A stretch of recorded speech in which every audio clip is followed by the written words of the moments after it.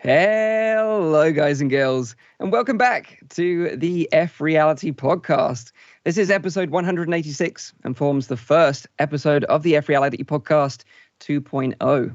I'm back with my favorite Gamboos, talking about all the new and exciting news from the world of virtual reality. This is probably going to be a long episode, so apologies in advance. But strap yourself in, grab a nice drink, and get comfy, as this week we're going to be talking about Medal of Honor Above and Beyond coming natively to the Oculus Quest 2. Information has been discovered about an upcoming headset from Valve, codenamed Deckard.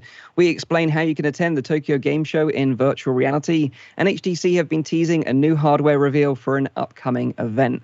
To round up the show, Zim has got to share some pics of VR games and experiences coming out next week, so stay tuned for that. But now, let me introduce you to the team, and as it's our first show back after being away for about 6 months, we're going to share a highlight of ours from the last 6 months whilst we've been away. Also, let us know what you've been playing in the chat so we can read out some of your highlights too. First up, something you might not know about this guy is that he's a master pig milker in VR. It's the exceptionally creamy VR streamer, ZimTalk5. How you doing, man? I'm glad to be back. I feel like I know what it's like to be the Terminator now, you know? So that's good. Melted in lava for a bit, reformed myself and recasted. And we're back with a very sparkly, fresh coat of paint. Hope you guys like the new design. Most of this is thanks to the ideation of the team, and then Nathan's crafty hands on getting these templates and stuff together. And oh man, it's great. I love this part. If you're on the audio, not so much has changed there, but I'm just very glad to be back. I mean, this is fantastic. As I was saying yesterday, as we were playing some golf together live, you know, being together, like being with our community, with you guys in chat, those of you who now are listening in their car on the way to work or whatever, or when you're doing the dishes or laundry or whatever, you know, we've missed you as much as you've missed us. So it's just, you can hear I'm already getting a little bit emotional about this whole thing. Big reunion, you know, for us. So happy to be back with the boys, and it's good to be crewed up again. Yeah. No, absolutely. It's been really nice, and I'll get on to a bit of why we left and are coming back, and I'll explain that shortly. But what about your highlight for the last 6 months? Anything you want to share that you've been like sort of delving into? I know you've been spending a lot of time in one particular game, that's for sure. Yeah, he's talking about my summer in Skyrim, where I decided that podcast was off. It was my time to go free reign. The game I'm going to highlight is an indie game that I've just gone across, and the teaser for what I'm about to say is, if anyone knows this game that was 20 years ago, there's a game called, let me run a trailer for it as well, Kururin. Have you guys ever heard of that? Have you heard Kuru? I'm super. It sounds like a Zim title. It's basically, you have a stick that's rotating. This was a Game Boy Advance game, released June 2001. And being in Europe at that time, I actually was able to get this game. And so you basically rotate this little stick. And it's a game that I really liked at the time. It was also maniacally frustrating because you were trying to get that little stick without touching the walls, you know, through this kind of corridor, all a 2D game, right? How do you turn this into a 3D game? Well, that has been answered by a game called Squingle. Squingle is absolutely, the best thing I can describe it as is a digestion simulator. So why would I say that? Because basically you've got these two colored orbs. I like to think of them as the medicine, and you just help Mr. or Mrs. whoever's intestine you're inside swallow these pills. They're rotating at the time. You have to go through all these traps and kind of things. It is absolutely gorgeous in VR. It's wonderful, and it actually does this like great portrayal in VR, and it's a little bit frustrating as well, but it's like the right level of difficulty. You can get it. There's like demos on Steam and on App Lab. You can buy it in both places. Go check this out. I mean, Squingle is just so much fun. For one moment, go on. Sorry, like for one moment, I thought you were going to tell us that you could play that you know first game with 4 packs or something. Yeah, like Nintendo Game Boy. But you can play it in 4 packs now. Yeah, no, thank God. But one thing I saw from the community, I think it was today actually, talking about Squingle, was Touge VR. He did like a mixed reality video using that game, Squingle, and it looked incredible. So hats off to Touge VR. And if you want to go and check out some epic mixed reality, go and check out him on Twitter. Yeah, I'm gonna. I actually queued that up to show people, and it's pronounced Toge. It's a form of racing. I've pronounced it Touge for the longest time as well. Okay. But I know, so he in particular, like in his bios and stuff, like calls it out. But yeah, Toge is that kind of drift racing that was popularized back with some kind of like anime cartoons. It's a very Japanese culture thing to do, downhill or uphill racing. It's pretty neat. But yeah, in mixed reality, it looks really cool. And so I just thought I'd kind of show that to you there. There you go. Nice. That was nice. So very next up, this mad lad is the founder of the world's largest rock painting channel on YouTube. It's, of course, Nathy Rocks. How you doing? Yeah, baby. I love rocks. It's my favorite new hobby. Like Mike is hinting back to the update video we did, where we talked about us taking a break. But yes, I was into rock painting for a while to just stress relief in these dark times. Painting rocks and then hiding them at random places and then hiding in the bushes and then see if someone would pick it up and be like, hey, this is a weird looking rock, bro.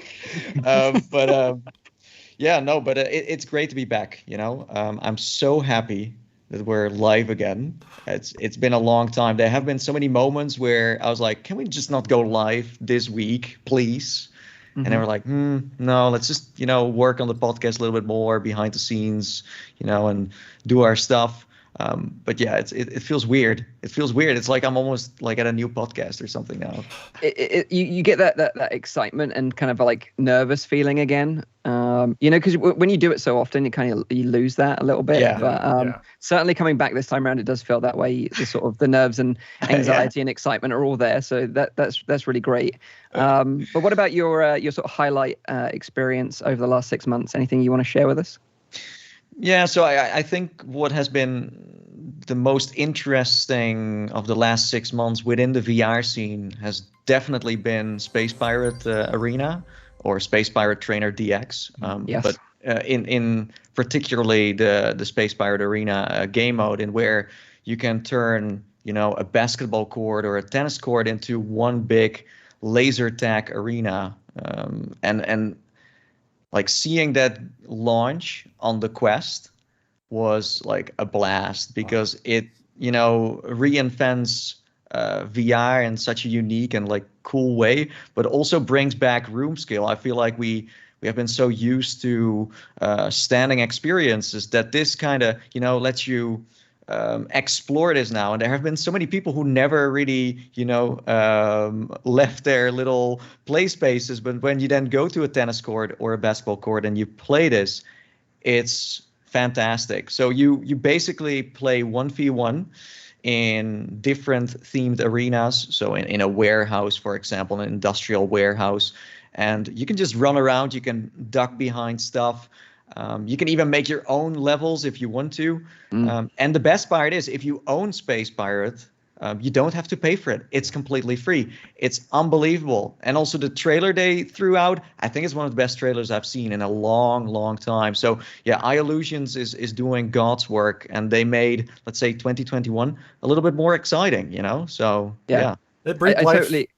Go on. I was just going to say, I totally agree. It was one of my highlights as well, but I've got something else I want to share. But I don't know if if you follow me on social media, you'll know that I had my appendix out. Had to get rushed to the emergency room one random Friday evening and had my appendix out that weekend. It was crazy experience. But Space Pirate Arena was basically launching just a week after that, and I was just like, do you know what? I don't care. I'm going to load myself up with painkillers. I'm going to go and try this because I've been waiting for this all year. And it was just such an amazing experience in this kind of like tennis court that I hired. But what was so heartbreaking to see was that a lot of the community just didn't understand what it was, because they weren't around in the days that we were at Oculus Connect, 5, trying out arena scale VR, with the Dead and Buried arena experience and sort of praising it and talking about how amazing that experience was. And they were kind of review bombing the game, and it just kind of really it killed me a little bit, and to see that response from the community. But I it's think kind of like its biggest limitation is also its greatest strength, right? You know, the fact that 100%. that you need so much space Yeah. is also exactly what makes it so awesome. Yeah, 10 meter by 10 meter square play space is what you need. But like Nathan said, if you go out and hunt that space, you're rewarded with such an incredible experience.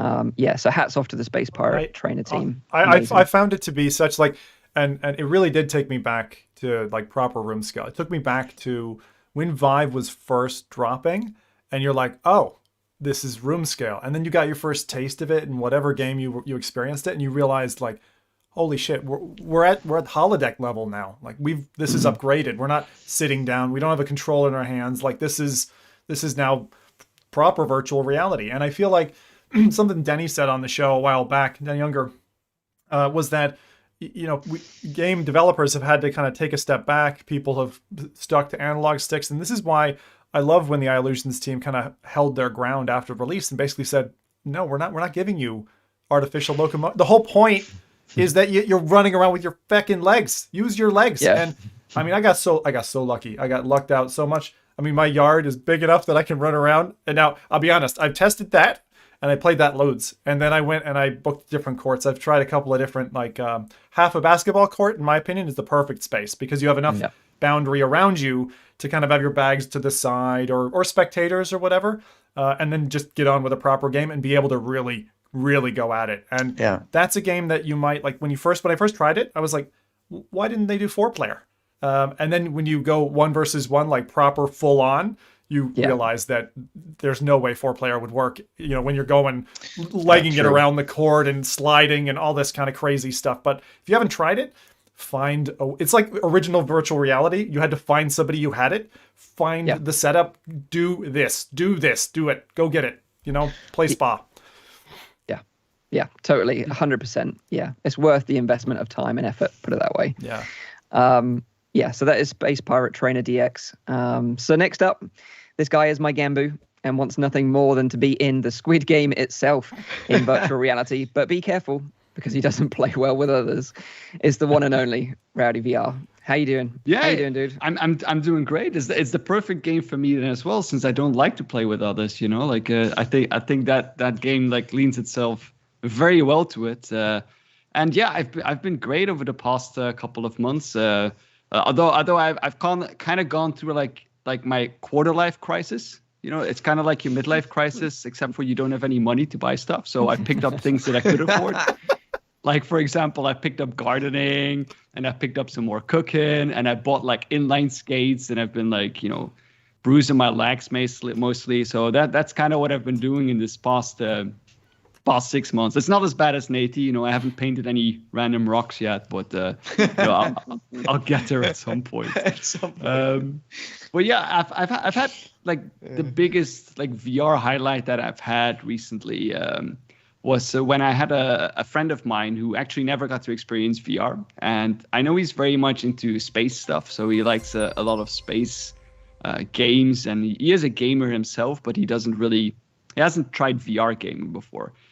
So I brought him over, and I hooked up the Oculus Quest headset, the Oculus Quest 2, and I got him through like the initial things, like first steps and Beat Saber, and he was like, oh man, this is amazing, and like it's standalone. It's yeah, but we can also hook it up to a PC, and he was like stunned by that. He was like, oh wait, so I can also play like PC games on this? Says, yeah, well if they're PC VR games, you can. And I dropped him into Lone Echo, since it's coming out soon as well. So I wanted to get him hyped about something. I knew he was into space games and stuff like that. So I was like, let's just drop him in there. And he was like almost like I saw almost like tears running, down from my headset. But I told him not to cry because I didn't want him to screw up my headset. So I pulled him out there really quickly again. But yeah, that was an amazing experience. To get people to try out VR for like the first time is always it's such a it's magical. It's a magical moment. Like that was really amazing. Yeah, for sure. Nice. I also asked the chat like what they've been playing during our absence to see what kind of things popped up, and I saw that Sailin Maru finally finished Lone Echo 1. So I wanted to personally congratulate him because he'll probably be fully ready now for Lone Echo 2 coming out. Very excited about that one. We have Johnny Wells, who played Pavlov Shack. It's like they all played the games that I've been suggesting and I've been playing for the past 6 months, which is kind of awesome. All they needed was a break, Rowdy. That was it. They just needed a break from the podcast. Yeah. I saw something mentioned that I didn't know before. So that was from the Nerd Talkalypse podcast. The Nerd Talkalypse podcast. You said that the 1985 experience is a great highlight of mine. The 1985 experience. Pixel ripped? Oh, that probably would be pixel ripped. Which is good. It's like yeah. It's either that. It's not the only other one that with like a date like that is 1970. The top-down shooter. What's it called? 1972. Midway. Return to Midway. 1972. Yeah. And a couple of others that I saw was I saw VR Buck just posting that he revisited Stormland. Nice. Endeavor 1 played Walkabout, the Game of Kings. That's also one that I actually don't know. Walkabout, the Game of... okay. I get it now. I was the Game of Kings. I was like, what is the Game of Kings, man? I thought that was... Because I recently read a book called The Way of Kings. So I thought, Rowdy. like, I absolutely The I Way love of you, Kings. Rowdy. Yeah, That's that awesome. That's also a VR experience. Yeah, you're right. It is, yeah. No, but literally, you had me there a moment as well. It's like Mighty Coconut have just gone and they've decided to take up this whole Game of Thrones thing, and they've gone. It's all stylized and cell shaded. Yeah. Go. He just clarified. Indeed, golf, also known as the Game of Kings. That makes more sense now. Yeah, that makes sense. Apologies. Yeah. Nice. By the way, if while we're talking about Squid Game, I sort of hinted at it a couple of times during the intro there. If you've been watching it, it's an awesome show, by the way. Super weird, but really cool. If you want to play some of those deadly games in VR, well, you actually can now. The Rec Room community have been super hard at work again, and they've actually have their own version of the Squid Game in Rec Room, which is, of course, completely free to play. Or alternatively, you can sideload a version of the first Squid Game from the series, which is Red Light, Green Light, for the Oculus Quest, which is available through itch.io for free from a developer called RJ from Soaring Rock Studio. And what I'll do now, I'll drop the link to that in the chat so you can go and check it out. But that's completely free, and you can play some Red Light, Green Light with your buds. That's what RJ was doing, right? I love RJ's stuff. He's done a whole bunch of things in the past. Actually, it's really good. He did that Go game a while back, the FPS on Go. I'm trying to remember the name of it, but. You know how popular that's become? Like, my kids knew about Squid Game from Roblox. There's a Roblox it's sub blowing game. up. And the funny thing that we just discovered today, my wife was secretly watching it, and I was secretly watching it. And, like, we have this rule where we have to watch shows together that we both want to watch. So, I don't know, we've got our own personal in-house Squid Game going on down here. Yeah, it's great. Like, Rowdy was the one that put me onto it, and then I just couldn't stop watching it. It was great. I am that sick, twisted individual of the show, right? You know. Yeah, it's super weird, but like, it really paid off. I was super invested in it. So yeah, if you don't know who I am, my name is Mike, host of the show. My highlight over the last 6 months was, of course, Space Pirate Trainer DX as well. But the very close second for me was I Expect You to Die 2, The Spy and the Liar from Shell Games. I thought that game was exceptional. I thought it was like beautifully crafted. If you're not aware of like I Expect You to Die, it's kind of like a puzzle adventure following a kind of spy, deceit, and espionage story. It's a really great series. The first one's great. Second one's even better in my opinion. And what I find so great about the game is the level design is so well thought out. And something that Shell Games shared when they were developing the original I Expect You to Die was that they would build like fake sets when they were developing the game out of cardboard, sort of lay it all out because it's a seated game. You just have to kind of reach out from a seated position. So they would build these sets out of cardboard. So they knew that the interactions felt right and they were in the right spot for when they were developing the game. And I thought that was a really great way of designing a game in VR, was to kind of like, basically lay it out in real life before they put it in the actual game. I think they call that brown boxing, if I'm not mistaken, because it's basically used cardboard to kind of lay it all out. But even some of the more meticulously designed puzzles are brown boxed, and you end up with this kind of really funny, mock version of what then ends up being the game. Yeah, and it pays off because all the interactions with everything around you is just so natural and feels right. Also, by the way, the game has one of the best opening sequences of any VR game ever made, with an amazing soundtrack and also some incredible voice acting from Will Wheaton as well. So yeah, that is definitely one of my highlights of the last 6 months. So if you haven't checked that out already, go and check out I Expect You to Die Too. You know what's the best part about this? Like, people were very excited about this game, but this is a seated experience. Yeah. And nowadays people are always talking about, but it's not standing. But this is like one of those moments where you're like, wait, seated is still, a great way to play VR games too. Yeah. Absolutely. And sometimes it's just nice to sit down and relax and just soak up a game like that, Yeah. Well, we were just secretly everyone is sitting down all the time when they play VR games, but it's just, no one tells. Nathan exposed. I'm so not I'm like 80% standing these days. Like, I used to be the seated guy because all you could do was seated, of course. But I still remember running I Expected to Die, the first one, and the devs kind of shouting at me, be like, "You got to sit down, Zim, sit back down," and I did. But for this one, sadly, I tried to play it, and I got stuck on the first level, and I couldn't get past it. I don't know. It was either bugged or I'm probably just a muppet. So Will Wheaton he's playing Hagrid, right? In no, that's not the same. No. You're getting very confused. I'm confused. Sorry. But the thing is with Zim never mind. The thing is with Zim, he's like the Duracell bunny. He's got energy for days. Like, if you meet him in real life, like, he'll keep going. He doesn't stop. So yeah. Anyway. So before we get into the news, I kind of want to explain why we went on a break. Also why it's taken us so long to return.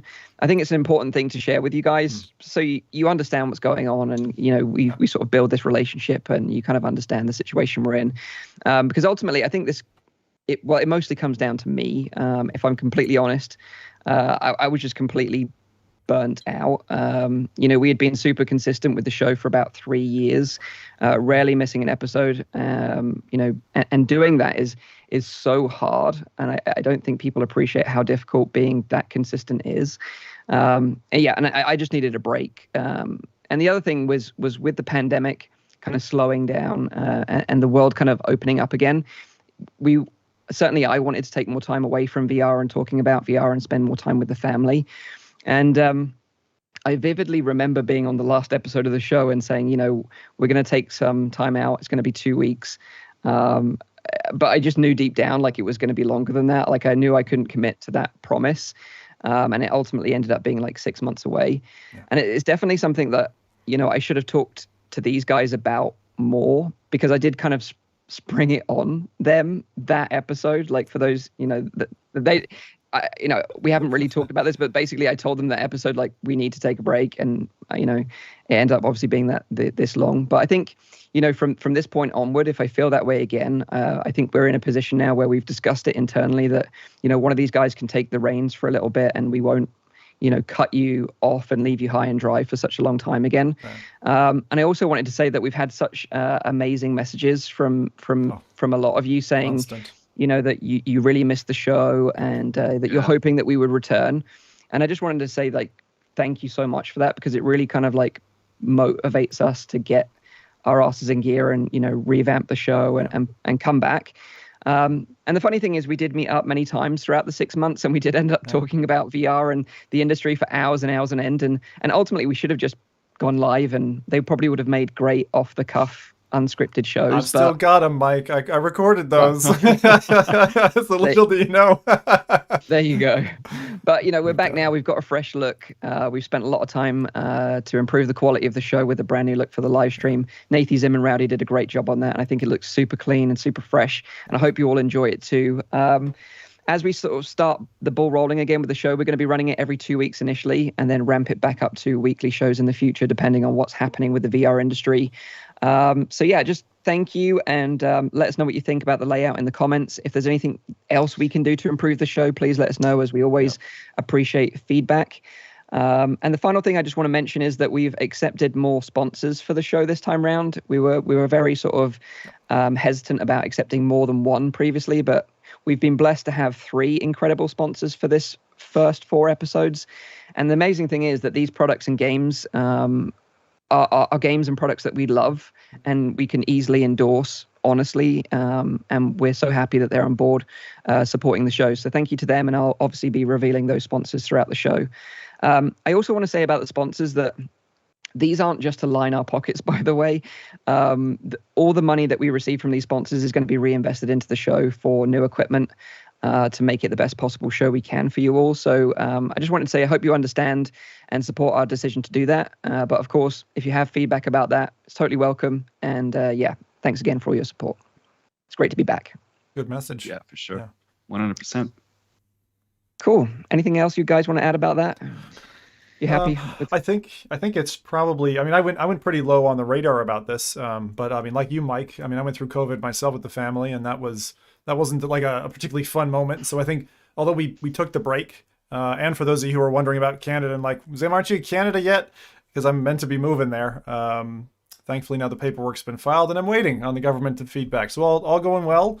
By the end of the year, I should be out of the UK. So fingers crossed for me, please, on that front. It's been a very long ordeal. It's actually been 3 years since I started this journey, about a year now in the public eye. And anyway, glad we're back. Glad it's running smoothly, and happy to have the sponsors behind us too, because it's nice to know you're loved to some extent, right?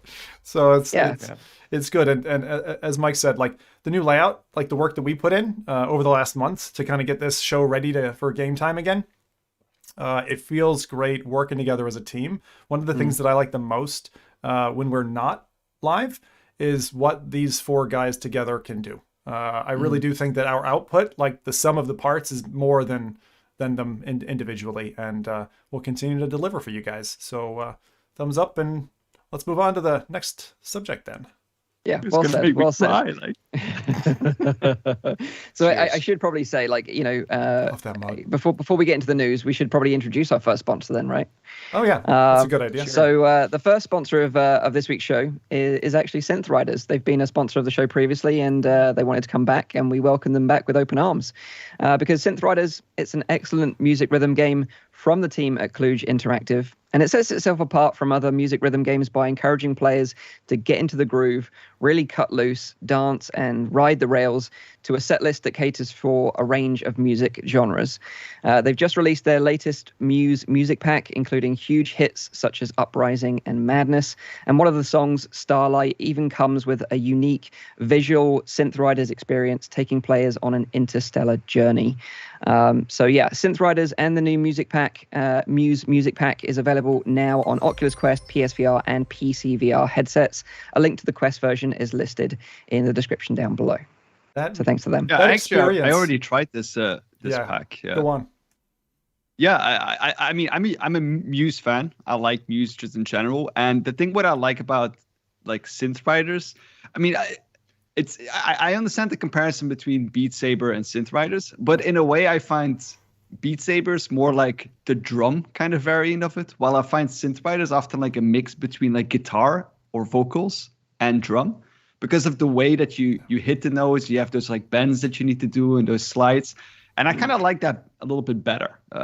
For me, that is more like the kind of thing that I like to do, and especially when they have like things like, for example, the Muse track, because it's so like Muse is known for its guitar riffs and it's packing drum, and like it's very like airy vocals and that kind of stuff. So it suits it really well. And I mean, I'm not good at the game. I kind of suck at it, but I suck at Beat Saber as well.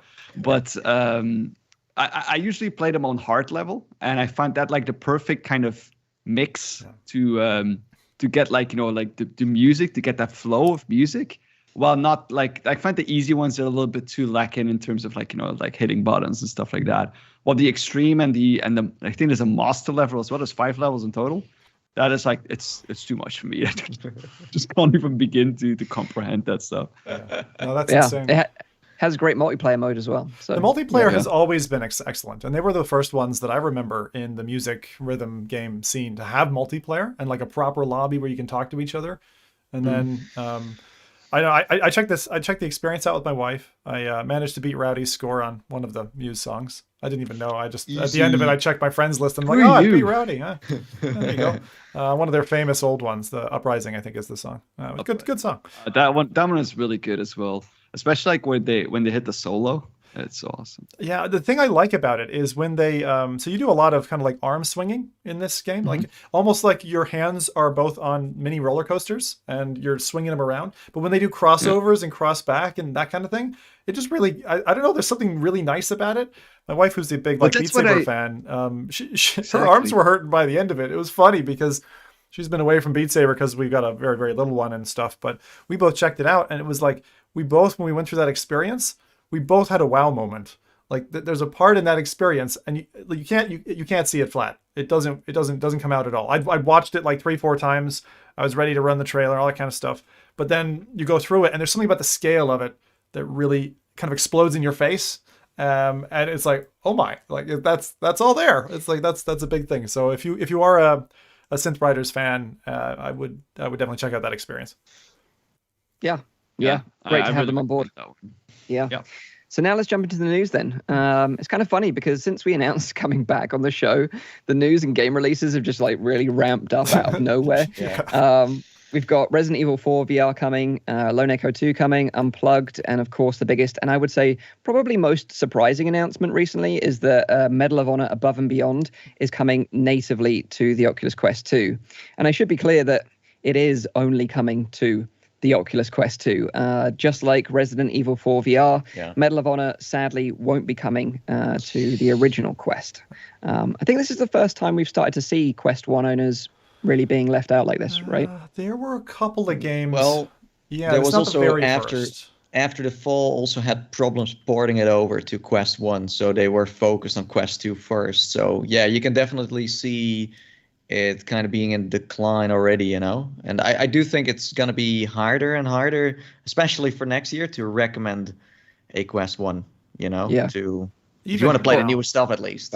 Even you can't. You haven't been able to buy them for such a long time. Well, that's true. But if you would buy a second-hand one, I would say. Yeah, and I know that some people have been clinging onto their original Quests, waiting for like a next generational jump rather than take the Quest 2. But obviously, we're going to have to wait a little longer to find out if that's actually going to be the case. But we're going to be talking more about our predictions around Facebook Connect and stuff like that in 2 weeks' time on our next episode. So stay tuned for that. But obviously, I know that the Oculus and Respawn were very keen to port Medal of Honor to the Quest back when it originally launched for PC VR headsets in December last year. But I think after the game released, we all thought that was really unlikely because the game really struggled to run smoothly even on high-end PC hardware, and it also needed 180 gigabytes of storage on PC. So I think we were all like, how are they even going to make this possible on Quest, you know? And then recently with Oculus, they ditched the 64 gigabyte model Quest 2, right? And they've now got this 128 gigabyte model instead, which is the same price, by the way. But maybe that was a push because of games like this are getting so much bigger now that, you know, you could probably fit this game on the original Quest 2 64 gigabyte model, because rumor is it's going to be 40 to 45 gigabytes, but you're probably not going to be able to fit anything else. You need to play the first 4 missions, then uninstall and download the next 4 missions, and then you can. Well, you know, I can give them a tip. If they want to save up some space, they only have to delete Ollie, because we found him very annoying overall. So if they delete this character, he's a 40 gigabyte character. Poor that's what I'm saying. Good job done. Yeah. Poor Ollie. I'm really glad. The Easter egg, is the Easter egg gonna be in there, Rowdy? You know, like the what is it again? The gerbil, Easter egg, or the gerbil? Yeah, the gerbil. Gerbil. On the Quest, I want to see that. That's why I'm gonna like play it on Quest to see the gerbil. I'm very happy for the devs for this, because as you guys know, I'm a huge fan. It's still my number 2 all-time VR game. So I love Medal of Honor, but I really think that it, for a number of reasons, got, pardon my French, but heavily shat on after release, and to some extent beyond what was deserved, is my opinion. And that's without my bias added that I like the game. I just mean the production quality. Like, look at Sniper Elite, and then you compare it apples and oranges against Medal of Honor. I would say Medal of Honor is 10 times the game that Sniper Elite is. Like, and just on the table, right? Stack them up next to each other. So if you want a game that's going to be really exciting, an action game, then this is great. The one thing that, and again, I'll tip my hat to Nathie on this one, I really do think that to deal with that capacity issue, which was one of the first games major 3 faults and caused a lot of issues because the game was so enormous. You needed like 350 gigabytes to install it, despite the base size. If they were able to spin off the multiplayer as its own standalone and give us maybe PC VR crossplay, you people who've already invested their money in that, who already backed the game, would then be able to play here. Is the game going to be cross-buy? Is the question? I don't think that's been announced yet. It is going to be cross-buy. Yeah. Is it? Yeah, but it is not going to be cross-play. I know that, yeah. That's unfortunate, but I'm glad. So that means you bought it on PC, you're going to get it on your Quest, and then you can join into those awesome multiplayer levels. Caveat though, if you bought it on Steam, you won't get it on Quest for free. If you bought it on Oculus, you'll get it on Quest. What a for free. surprise! But yeah, you're right. You won't have cross play between PC VR and Quest, which is a real shame, I think, because the PC VR side, is a ghost town, and it was a ghost town even a month after release. I remember GT and I jumping in, and there was no one playing that game. Whereas I think on Quest, it will be a different story. I think it will thrive on Quest, that multiplayer anyway. Yeah, especially because. They did patch out those victory screens, so that's already about 20 gigabytes less. So they're getting there. Yeah. No, I was surprised by this because of the fact that Facebook has said that even that they wouldn't necessarily do much with PC VR anymore, they would still support it in the future. But this is not supporting it. This is actually excluding it from, because crossplay, it needs it. But I don't think anyone on PC has been playing the multiplayer for a very long time. I feel like after a week launch, no one was in there anymore. Well, that's I'm serious. If you are going to play it on Quest, the multiplayer is going to be a lot more fun than the single player. You're going to get way more play hours out of the multiplayer, if that's your bag of tea, of course. But overall, I do think it's finally going to shine. People are now going to discover that this is a very high quality LAN party in VR. That's what it is. So let's just hope that it's finally gonna live up to the hype. I want it to run well. I want people to recognize what's there.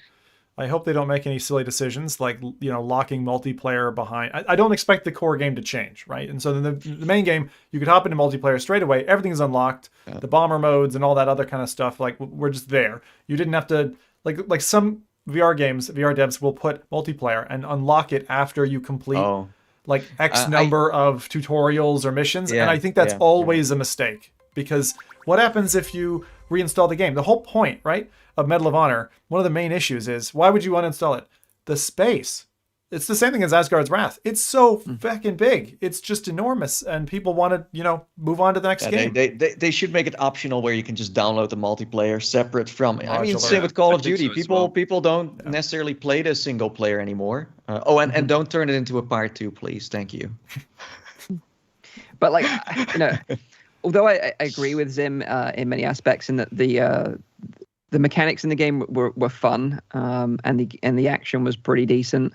I think the criticism and the main issue for me was just the whole the story and the tone of it. It wasn't what I wanted and what they initially kind of promised in their original trailers, and I think that was the crushing blow for me. The story was just all over the place. It's cheesy. It's very cheesy. Very cheesy. It had also that's also kind of Medal of Honor, though, to have a bit of a cheesy story. Not that cheesy. Not that cheesy. That's not completely true. No. Yeah. No. It is cartoony. The previous Medal of Honors have been kind of cartoony to some extent. Yeah. But this kind of cheesy element, I'll say, I'm the only one here probably allowed to say it because I'm American, but it'll fit just fine with the American audience, because generally we're okay with cheesy things. But when you come to Europe, it doesn't work. When you say this game was made and kind of designed in collaboration with veterans, you can't do this. That's not okay. No. But I think it had a funky pacing problem where it wanted to be like a few games in one.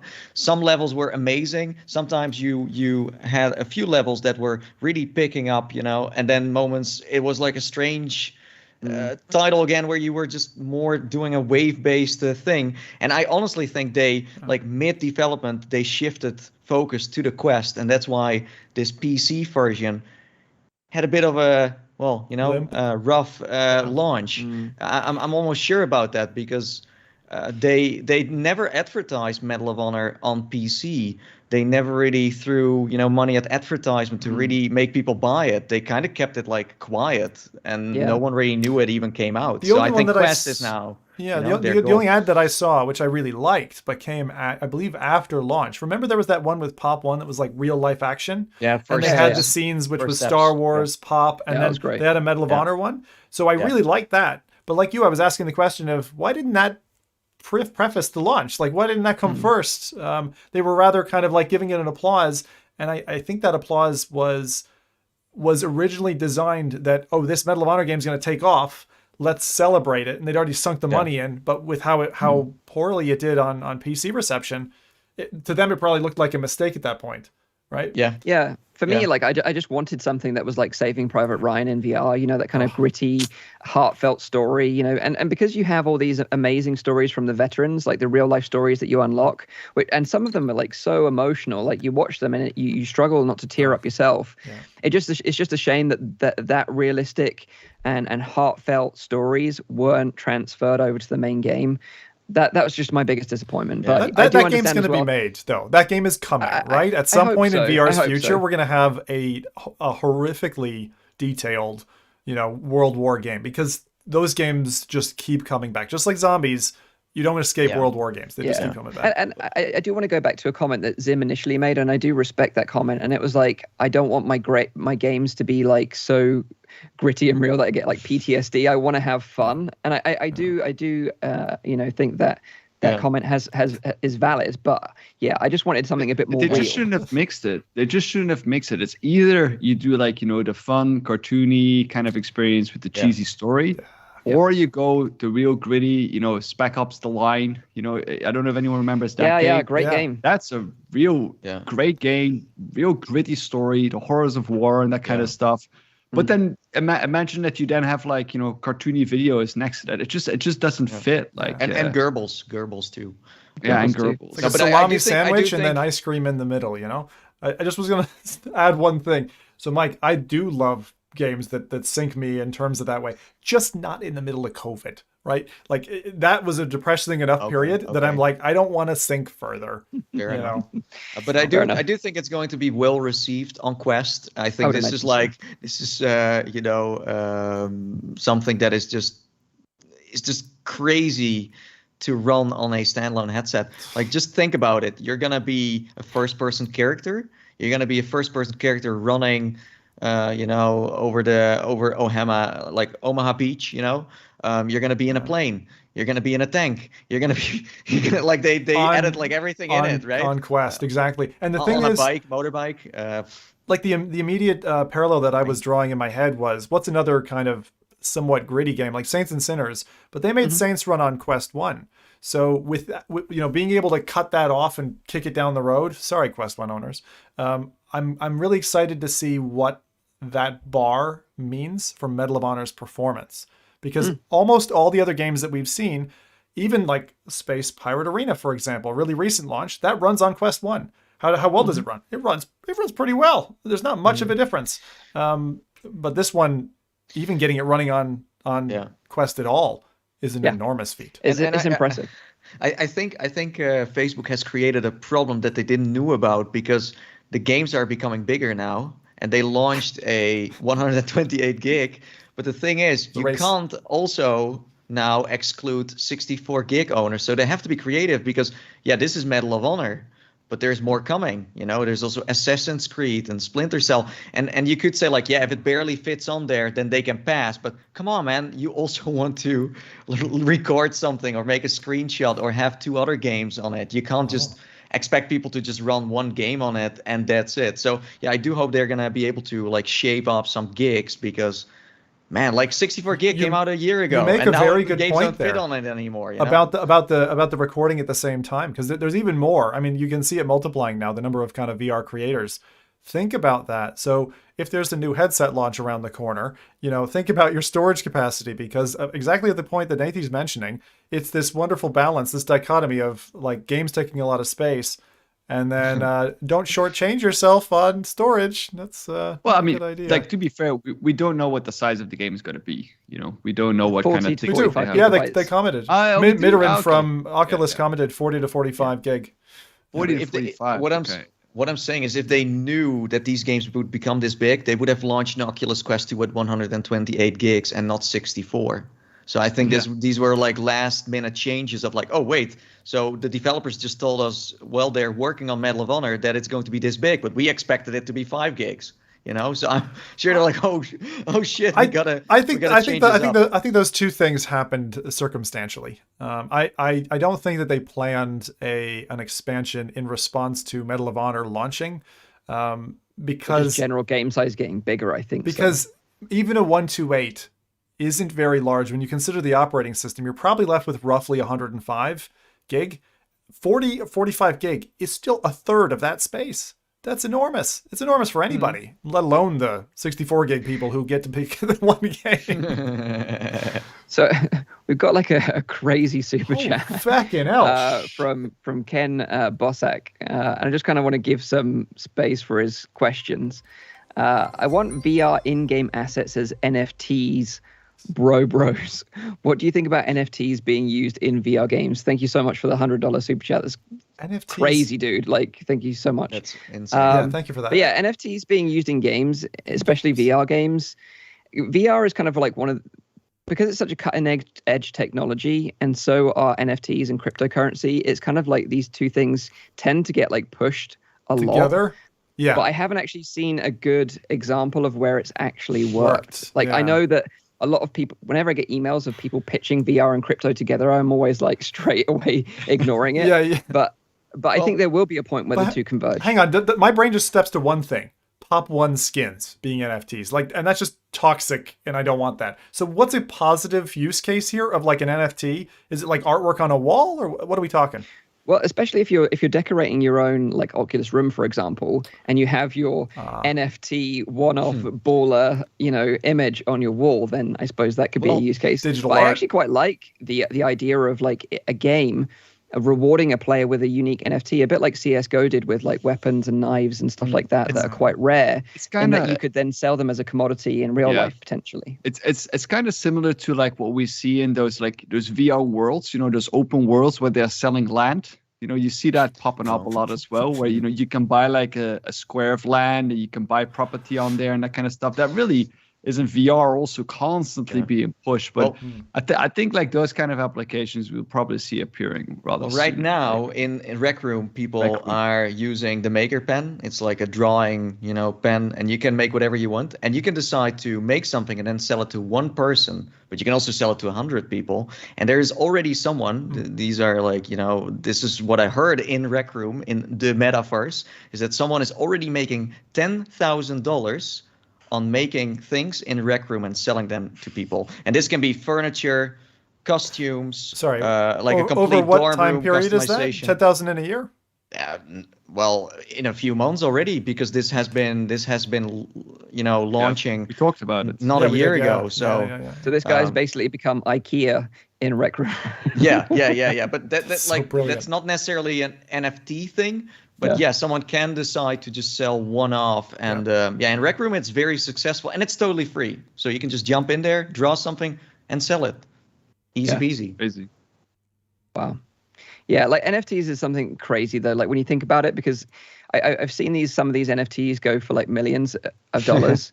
But they're just essentially like, and I know you own it, you own the rights to it, but anyone can copy it and replicate it as many times as they like. It's still like a JPEG essentially. I know, but I still struggle to get my head around it. But I do think NFTs in games where, like I say, you can, be rewarded with some, rare or legendary loot, and then you can sell that on for actual money. I do think it will become a thing. But you can also buy the Mona Lisa in IKEA for like a couple of dollars, and it'll look exactly the same. That doesn't mean that you have the. But you don't own the original. Yeah, but the thing is with a painting, right? We're not just talking about a flat image. There's actually physicality to people who actually take an interest in art and paintings. I saw this the first time. I went to a Salvador Dali exhibit in London, and I walked up to a painting that I'd seen 100 times in school textbooks, online, that type of thing. And then when I saw the brushstrokes on the painting, and you felt like, oh my God, you feel like you're touched by the artist. I know this sounds really stupid, we're not talking about brushstrokes here. We're talking about like a JPEG. Digital. No, but what I'm saying is, so I'm agreeing with you, Mike. I'm saying that I'm similar in that I look at something that's a flat digital image that's only protected by a layer of what? Encryption? Yeah. At some stage, that's going to get broken. That's what happens with like encryption layers and stuff like that. Is it possible? Is it impossible by design? I don't know, because that would just like the whole like blockchain and cryptocurrency would collapse if that was the will. case. Yeah, it will. No. Just wait. No. Plus, tell me when I'm 80 that I'm right. But it's also like when you buy something, it's also about the feeling. Like there is some like fake BioShock stuff out there, and I owned that stuff. And then I bought the real thing. And I was like, yeah, but this is the real thing. You know what I mean? Yeah, like all that F.Reality merch, right? It's all that underground stuff. Okay. But Pillow as well. Mike's Pillow is also an NFT. It isn't? Yeah. I'm one of the only people who has only 3. Yeah. But anyway, thank you for the super chat. That was super kind of you. Yeah, thank you. Just to close up our chat about Medal of Honor, we don't have an exact release date at the moment, but Oculus said it'll be coming this fall. So yeah, you can expect it within the next couple of months. But obviously, we'll keep you updated on that. Yeah. Moving on from the news, this is where things start to get a bit spicy. Ooh, spicy. As we talk about Valve and their rumored next-gen headset codenamed Deckard. Now, I just want to say thank you to Brad Lynch, known as Sadly It's Bradley on YouTube. I'll ensure to put his YouTube channel in the chat now so you can go and check it out. He has basically been doing all this digging and investigation work. So all this kind of rests on his shoulders. I hope he's right in the long term.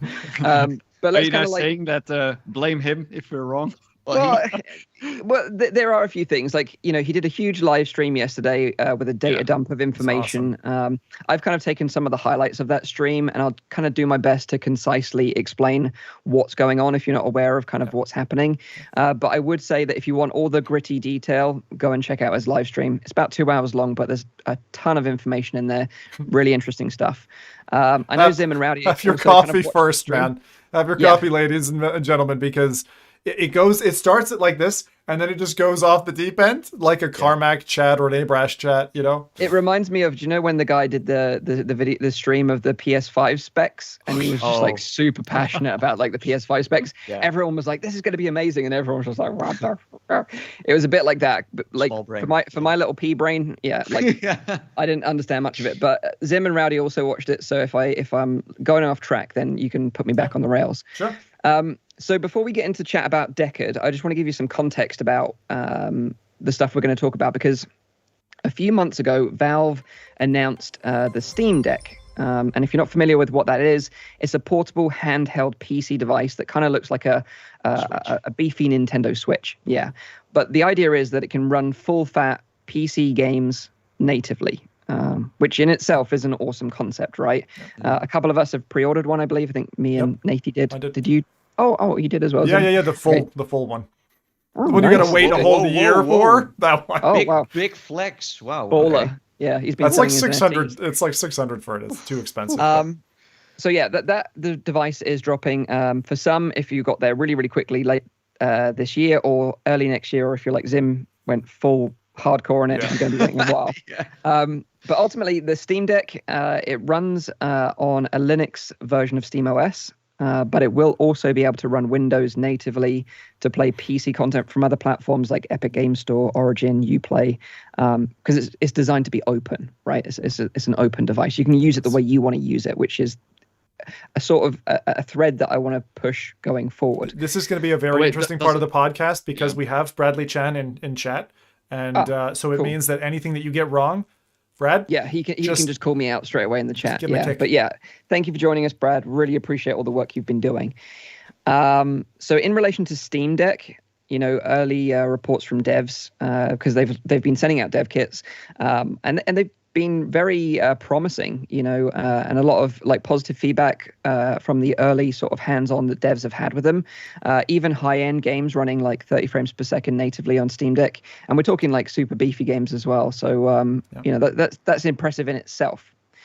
So when Steam Deck was announced, there was a lot of buzz as to whether the Steam Deck was capable of powering a VR headset like the Valve Index or possibly even a Quest 2 wirelessly. Well, some early devs are people from the VR dev community, like Denny from Cloudhead Games, for example, and he's been experimenting with it, and he's connected up a Valve Index to the Steam Deck using like a kind of hacked together nest of USB-C adapters and stuff. And from what he's tried so far, the Index is recognized by the Steam Deck, and you can get the output of the mirror on the Steam Deck's display, but you just don't get anything inside the headset itself. Yeah. But it's only a matter of time before that is working, and it could be the fact that they're waiting for the new Steam OS to be unlocked before those features are fully unlocked, and then it will work straight away. Can I quickly comment on something? Because sure. Maybe Brad can comment on that as well. Like I'm not entirely sure whether, because I know that the Steam Deck comes with like a version of Linux, but I don't think it comes with a version of Windows, though. I don't think it runs Windows natively unless you install it on there. Yeah, that's what I mean. You can install Windows on there. Yeah, and run it natively. You can install it, but I don't think that is like is recommended by Valve, or like is like that's something you're probably gonna have to do on your own. Right.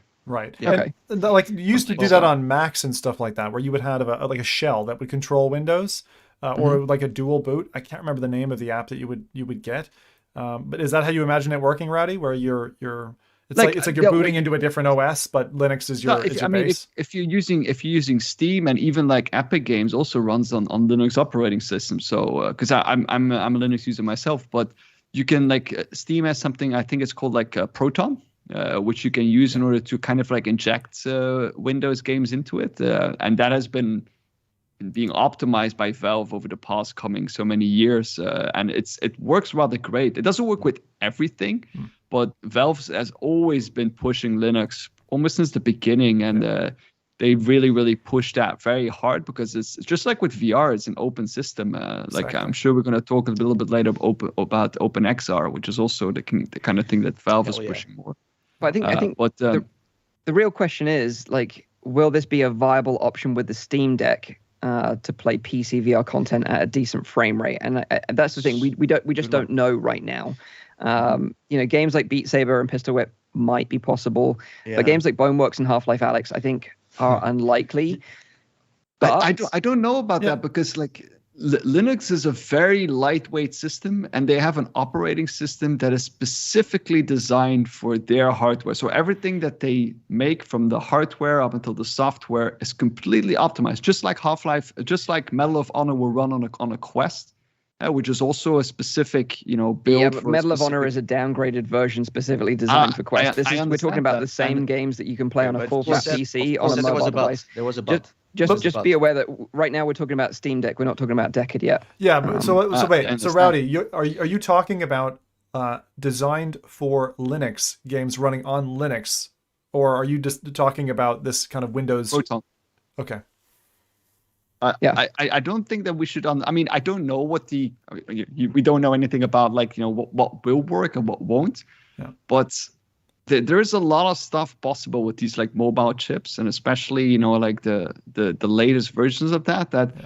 We don't know if it will run Half-Life Alyx, but I wouldn't like discredit it immediately into like saying that it will not run at all. Will it run optimal? Probably not. But aren't we kind of? To me, it's telling. There are I won't say plethora, but there's a number of devs out there with VR backgrounds who have hands-on with a Steam Deck. And it appears that Valve's current agreement with them is that they can share information about this. And the fact that we don't, like, within a month have someone showing a VR game running, to me is telling.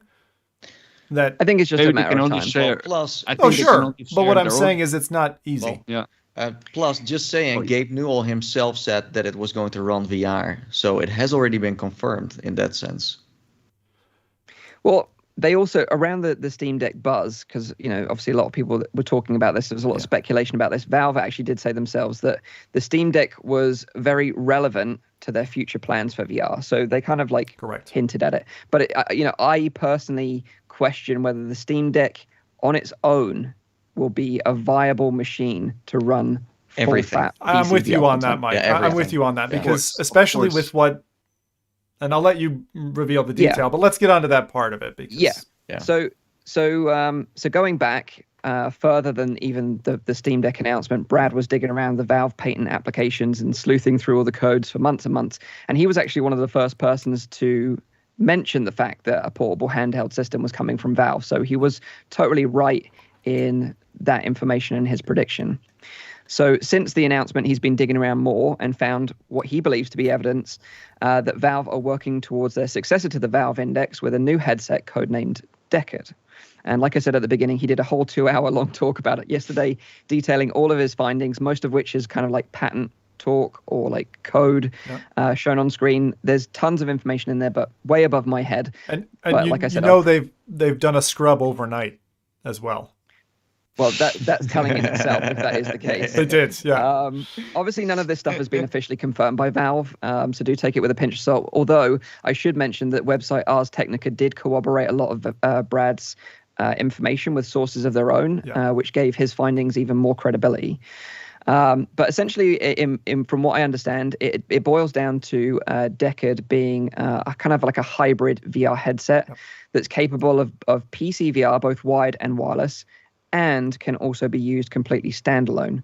And Brad kind of suggested that instead of multiple SKUs of headset, that the different use cases could be assigned to different head straps. So you would have a standard head strap for straight up PC VR using a wire to a desktop PC. You would then have a strap that contains like a WiGig 2 chip with dual antennas for like super smooth wireless PC VR. Beyond what's capable of like current WiGig, with the Vive wireless adapter, that again you could connect to a desktop PC, and then a strap, this is where things get really interesting, which contains a chipset of its own, capable of standalone PC VR. Yeah. And by standalone, I don't mean Quest 2 standalone, I mean full PC VR standalone running on its own version of SteamOS. And that's the most compelling, like in the models that we're talking about. I think they were calling split rendering and things like that. But the fact that you would have the compute power, we've talked about this before. We even saw Oculus play with this with Quest in the earlier versions, where they had a PC compute at the back of the head. It was like this ring, fat ring at the back, like a large donut. And that's what you see here. But even some of those patents look like a Steam Deck hanging off the back of the headset.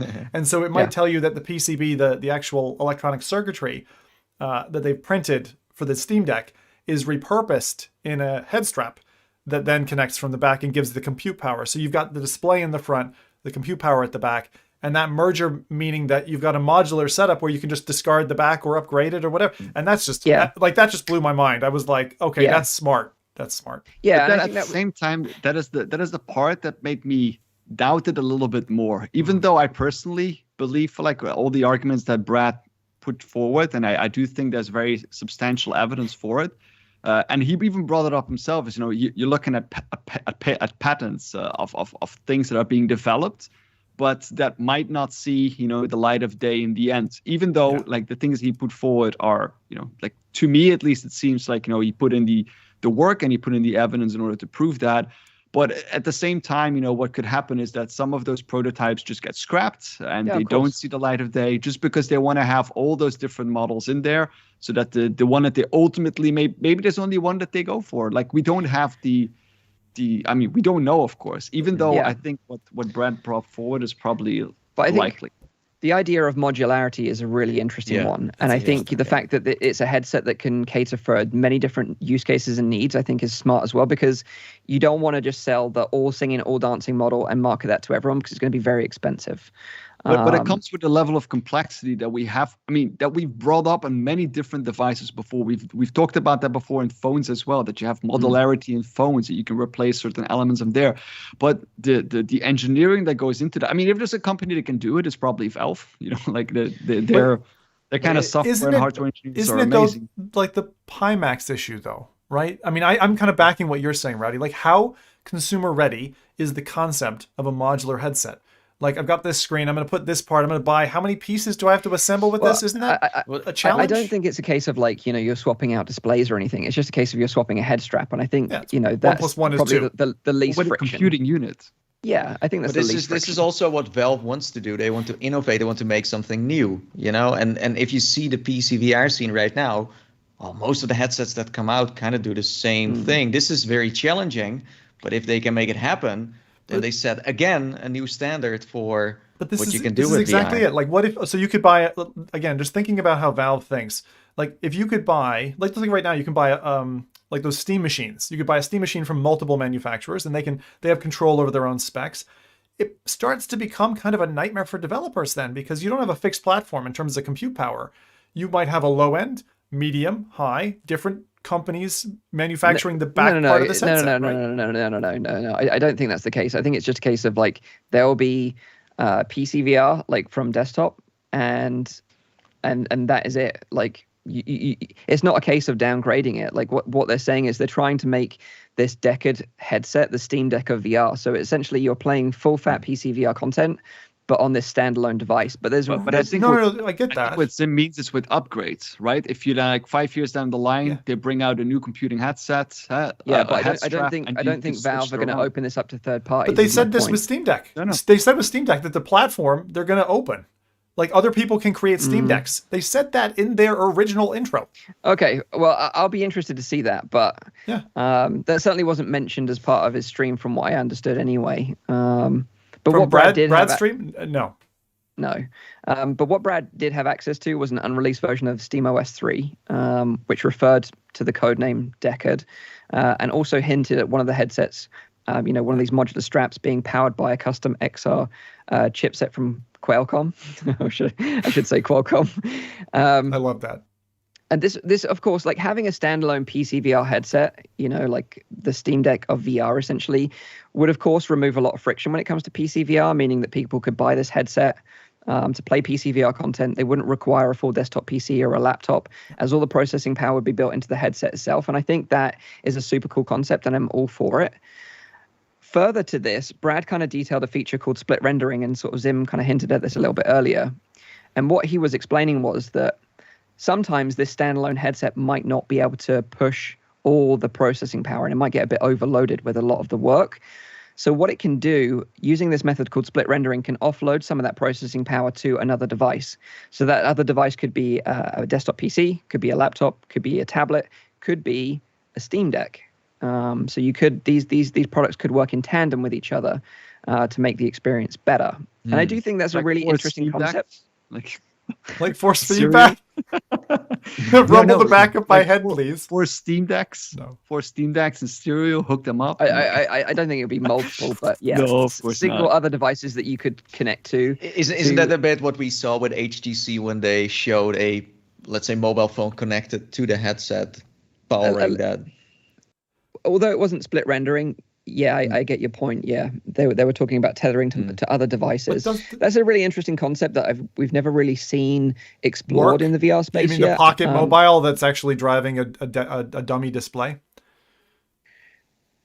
Is that what you meant? So a pocket, a cell phone or a mobile phone that would be in your pocket, cabled to your headset, with a display where there's no computing power in the display. You just have. So Brad hinted at like tablets, so I suppose mobile phones could be in the realm of that as well. But like what you're saying is like offloading some of the processing. Sorry. I was talking about what Nathan mentioned. So this older I model meant you could use another device to add more power to it. Well, I think the HTC model wasn't that originally. It was going to be no. They never said what it was. They just showed it, but they never. Yeah. Okay, they never explained it. So we just mused that maybe it would be driven solely by like a mobile phone or some device out external. But this is really cool because it's basically saying, let's share the load. And when I heard this, I was like, okay, so you could have conceivably a Steam Deck and then a headset that's okay, like let's say Quest equivalent, Valve's Quest equivalent headset. And then you're able to connect it into a Steam Deck and use that processing power to run the things that are running off of the Steam Deck to basically give it the boost it needs, with both of those compute powers glued together to run full board VR experiences, PC VR experiences. It sounds very nice in theory, but I know the applicability is well, think about SLI, right? Whenever you try to like GPUs share the pipeline, work well with VR right now, But whenever you try to share the pipeline, you introduce the almost by design the issue of wait for me. You know, it's like if this half isn't doing enough because its thermal coefficient is dropped or something, and now it's overheating and it's not performing as well, then the other side has to wait because it said you're going to take 40%. Or they've got to be talking back and forth about how much they're each going to be taking. Like, it's messy. It's definitely a messy solution. Well, the fun part that no one knows how to solve this yet makes it even more exciting because they want to expand the horizon. And it was like, how is this going to work? It's a cool idea. I think they can get very close with this. But again, we should remember to that point. We actually have Gigo Dan in the chat as well, who mentioned that split rendering wouldn't work with the entire library of games developed over the last 7 years. I personally don't think that there will be a big emphasis on that. And I think that's kind of the point that both Sim and me tried to bring up, is that there's a certain level of complexity that I think that might not be in the hands of Valve, but might be more in the hands of developers of those games in order to optimally use those kind of features. But I think the other point is that a lot of this information was just patented and could be in development for years and years and years, you know, and that's a solid point. But I think it's interesting that it was discussed, and that kind of synergy between two devices helping each other out to make a better experience was an interesting one anyway. Further sort of information that Brad showed was that the headset would support both inside-out tracking like the Quest and Quest 2, but also support lighthouse tracking. Thought that was kind of interested, hybrid, a bit I suppose a bit like the Cosmos with the full Elite plate. You know, it can do both. The headset is reported to feature a new micro OLED display. Or two very micro OLED displays. So that's pretty. Because I wanted to talk about that maybe a little bit as well. Sure, go for it. Yeah. OLED display, because we done previously an episode about talking about refresh rates and that kind of stuff. And another thing that Brad mentions was that he didn't believe that they would be using Fresnel lenses anymore, which is also a very it's a step in the right direction if we manage to get some lenses that are not Fresnel lenses. But of course, it comes with a certain complexity in terms of engineering. But the OLED displays, one of the reasons that I know that VR has always been using LCD displays is refresh rate. You can get much higher refresh rates, and compared to like OLEDs or other kind of displays. And I found it interesting that Valve is kind of moving away from that, and I'm kind of wondering. Brad did mention in his talk that he had no idea about the refresh rates, but that high refresh rates were possible. But yeah, I'm wondering what kind of refresh rates can we expect from a micro OLED display? Because I think the color levels will be much better. The headset will be able to be much smaller as well, which is also great. And they have advanced optics, so I think that the display will look very nice. But in terms of refresh rate, I'm kind of wondering now, especially since the Valve Index has been pushing that refresh rate, insanely high compared to other VR devices. Wondering, there's still 144 right at the top, 144 hertz. The thing though that I don't understand, right? If you're developing anything to be mobile, balance is incredibly important. And if you're a PC VR person, you're used to kind of having, all right, give me my 3090, give me my i9 processor. Give it to me all, baby, right? And ramp everything up. But when you're constrained to onboard processing, thermal dynamics, the heat output, and all that kind of stuff, the cooling element, you have to be careful about all the elements that you're deciding to upgrade, like resolution, everything, the frequency at which it's flashing in front of your eyes. All of that costs you something and takes something away. I'd much prefer a lower refresh rate headset that again is standalone, that can be bolted onto or tethered. I think the success of Quest 2 with its tether, the Oculus Link now, is great. It sets a standard. I'd love to see a Valve equivalent or something like this technology where you've got some multiple pieces assembled together to give you that full PC experience where you can just do whatever the feck you want with the compute power, or go standalone and ratchet it back again. But that's actually not the thing that I'm not expecting a low refresh rate coming from Valve, especially considering that they've pushed so high refresh rate. So I'm really curious about the kind of displays that they're going to show, because I don't think it's going to be below 120 hertz. Because their market is premium, and they also want, since they won with the Vive, they wanted that immersion experience. So I kind of agree with you that Valve's market is the upper end. It's not looking for the bottom feeders. No. It's just that's going to push the price up, like. Yeah, and Brad suggested that it will probably be expensive. He did suggest that, but then again, the Steam Deck itself is very expensive. I thought the Valve Index wasn't cheap either. Yeah. Kind of just expanding on Rowdy's point. The cutest part of I think Brad's findings for me was him exploring. I forget what he branded it as, but I'll call it. If we're XR2 within the Quest, the remnants of or the hints, the breadcrumbs leading to the equivalent of like an XR3 or the next chip. Because normally what would then happen behind the scenes is number of manufacturers working with Qualcomm, of course, would have early versions of that to kind of get ready and tool up and play right with it. And if this is kind of leaked as a result, then maybe that's why they've been doing the scrubbing, because it's like, scrubbing Deckard references, that probably doesn't matter. And I agree with Brad saying, like, seeding it, getting people hyped, especially in advance of potentially a Valve and Facebook shootout later this month. Don't forget PlayStation as well. Sure, and I know they're coming in next year, as heavy hitters as well. But I do think that if you've got a relationship with like Qualcomm, you don't want to fuck that up.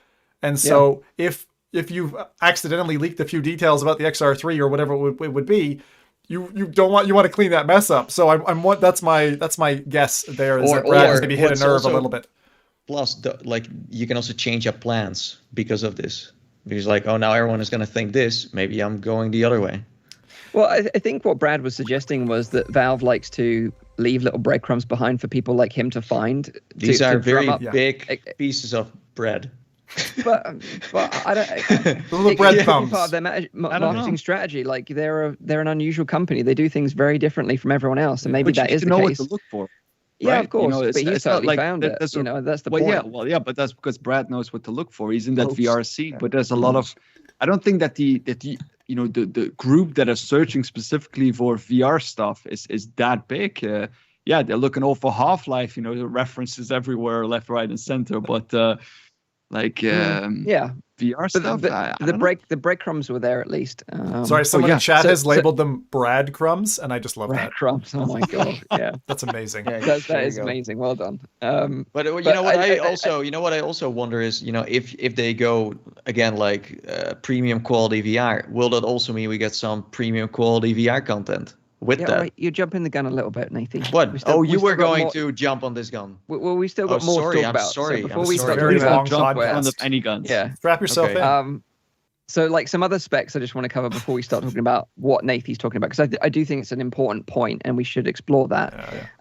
Is that so Brad also sort of gave this idea of Valve plans to create this open source metaverse because with Facebook doing what they're doing, other companies doing what they're doing, they're very much closed little silos, little ecosystems, whereas Valve maybe wants to kind of break the gates open and create this kind of metaverse based on Linux that's completely open source and everyone can add to it, and that would be more in line with a true metaverse in my eyes, something that's open source and anyone can build and add to. And I totally am down with that idea. Some other things that he mentioned in terms of hardware specs was that varifocal lenses would be in the headset. Basically, this means that, somehow either, I don't know how they would do this, because in the Half Dome prototype from Oculus, for example, it was a physical movement of the displays that they made this kind of varifocal technology work. But essentially, you'd be able to get a true sense of depth in VR, unlike anything we've ever seen before, because, the way he kind of showed it is that if you look at your finger and then look at the background, the finger, when you look at your finger, when it's here, the background is blurry. When you look at the background, then your finger becomes blurry. And that's the kind of what they want to replicate, right? And you've discussed this actually before. What varifocal does is it brings light from different sources from different distances. So the way that we experience the natural world is reflection of light. We don't actually see, we see light, but it's reflection of light and absorption of light that gives us colors and gives us locations. And the way that light, that the light that is reflected hits our eyes, comes from different objects at different distances, and that gives us that idea of depth. But with a screen that is fixed, you only have light coming from a specific location, which means that it hits the back of your retina always at the same distance. But if you have a varifocal display that moves back and forth, then it can simulate that kind of perception of light coming from further away or closer sources. Yeah, so that's what the varifocal display. I think the thing is with this one headset, of the problems. Yeah. With this headset, though, like it would also add weight to the headset and make it bulkier, where it doesn't look like a bulky headset. So I don't know if they can do that somehow with software matched with eye tracking, because this was another part of the puzzle, which was they can't. You're saying No, because if it was baked into the game, I mean, no. No, because the specialty about the varifocal lens is that the light hits your eyes from a different distance. So as long as the display stays at the same location, the amount of light will always travel the same distance to the back of your retina. If you move your lens back or forth, so it would need physical movement of the displays. Would need physical distance. As far as I'm aware, at least. Maybe. I mean, I'm not a vision expert, but that's as far as I understand about actual varifocal lenses. Right. Mike, because what he was talking about was that would be combined with eye tracking. So the combination of eye tracking and varifocal displays would be something unlike we've ever seen before. Those two have very different. Those two have very, very different benefits and detriments. And I think that varifocal for me it's like when I first saw the Lighthouse base stations, and I thought, oh my God, these things have moving parts, and they're moving, many times a second. Your mean time before failure, MTBF, drops right off because anything with moving parts, it's operating at a high frequency, isn't going to survive for a long period of time. And it's just an engineering kind of fact, or you have to engineer it to the level that it can operate for a long period of time, and then you've got other concerns. So in a headset, varifocal lenses, what? Varifocal lenses can't exist without eye tracking, because the way that the object that your pupil is looking at needs to be set in a certain distance. So if you're looking at a tree that is far away, then the lens needs to move further away. Well, if you look at something that is close by, the lens will have to move forward. But the truth is not the same in reverse. It's not an easy problem, because if you do this, for example, and you look at your finger, which is close by, and if you look at something that is further away, your pupil might not always change that much in terms of like where it's looking at. So it's a very difficult problem, I think, that is to solve, which, just like, I mean, you need some serious machine learning, I think, in order to solve that. Well, I think, and this is kind of like to wrap this kind of up a little bit and sort of like start thinking about moving on to other subjects, because I don't want to dwell on it like the whole show, but I like where all this is going. I like all these patterns. I think all of these things combined in one device is very optimistic. It's a lot. I think we might get some of these features. I think we might get a few of them, but I don't think we'll get all of them, because I just think it just sounds too good to be true at this point. Like it's almost like everything we've ever dreamed of, right? I don't think it's too good to be true, because I mean, Brad also brought up a good point that another way that you have varifocal lenses that don't move is basically when they have like different kind of like I don't know how to explain this, but like you have like different layers that kind of light up. Yeah. So you don't have to move the lens then back and forth, but you have like fixed, like for example, close, medium range, and further range, and depending on like what you're looking at, like that gets activated. But that would mean multiple displays, right? Multi displays and in I don't know if a layer.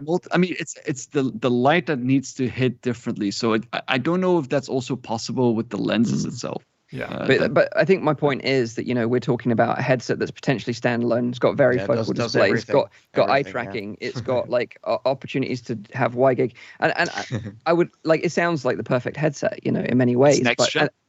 It is. It is very next gen. Personally, I just want to keep my hype meter in check, because we've talked about headsets like the Half Dome prototype years and years ago, and it still hasn't come to fruition yet. So I kind of want to just put that out there, that I completely respect Brad, and I think a lot of what he's found is genuine, real stuff.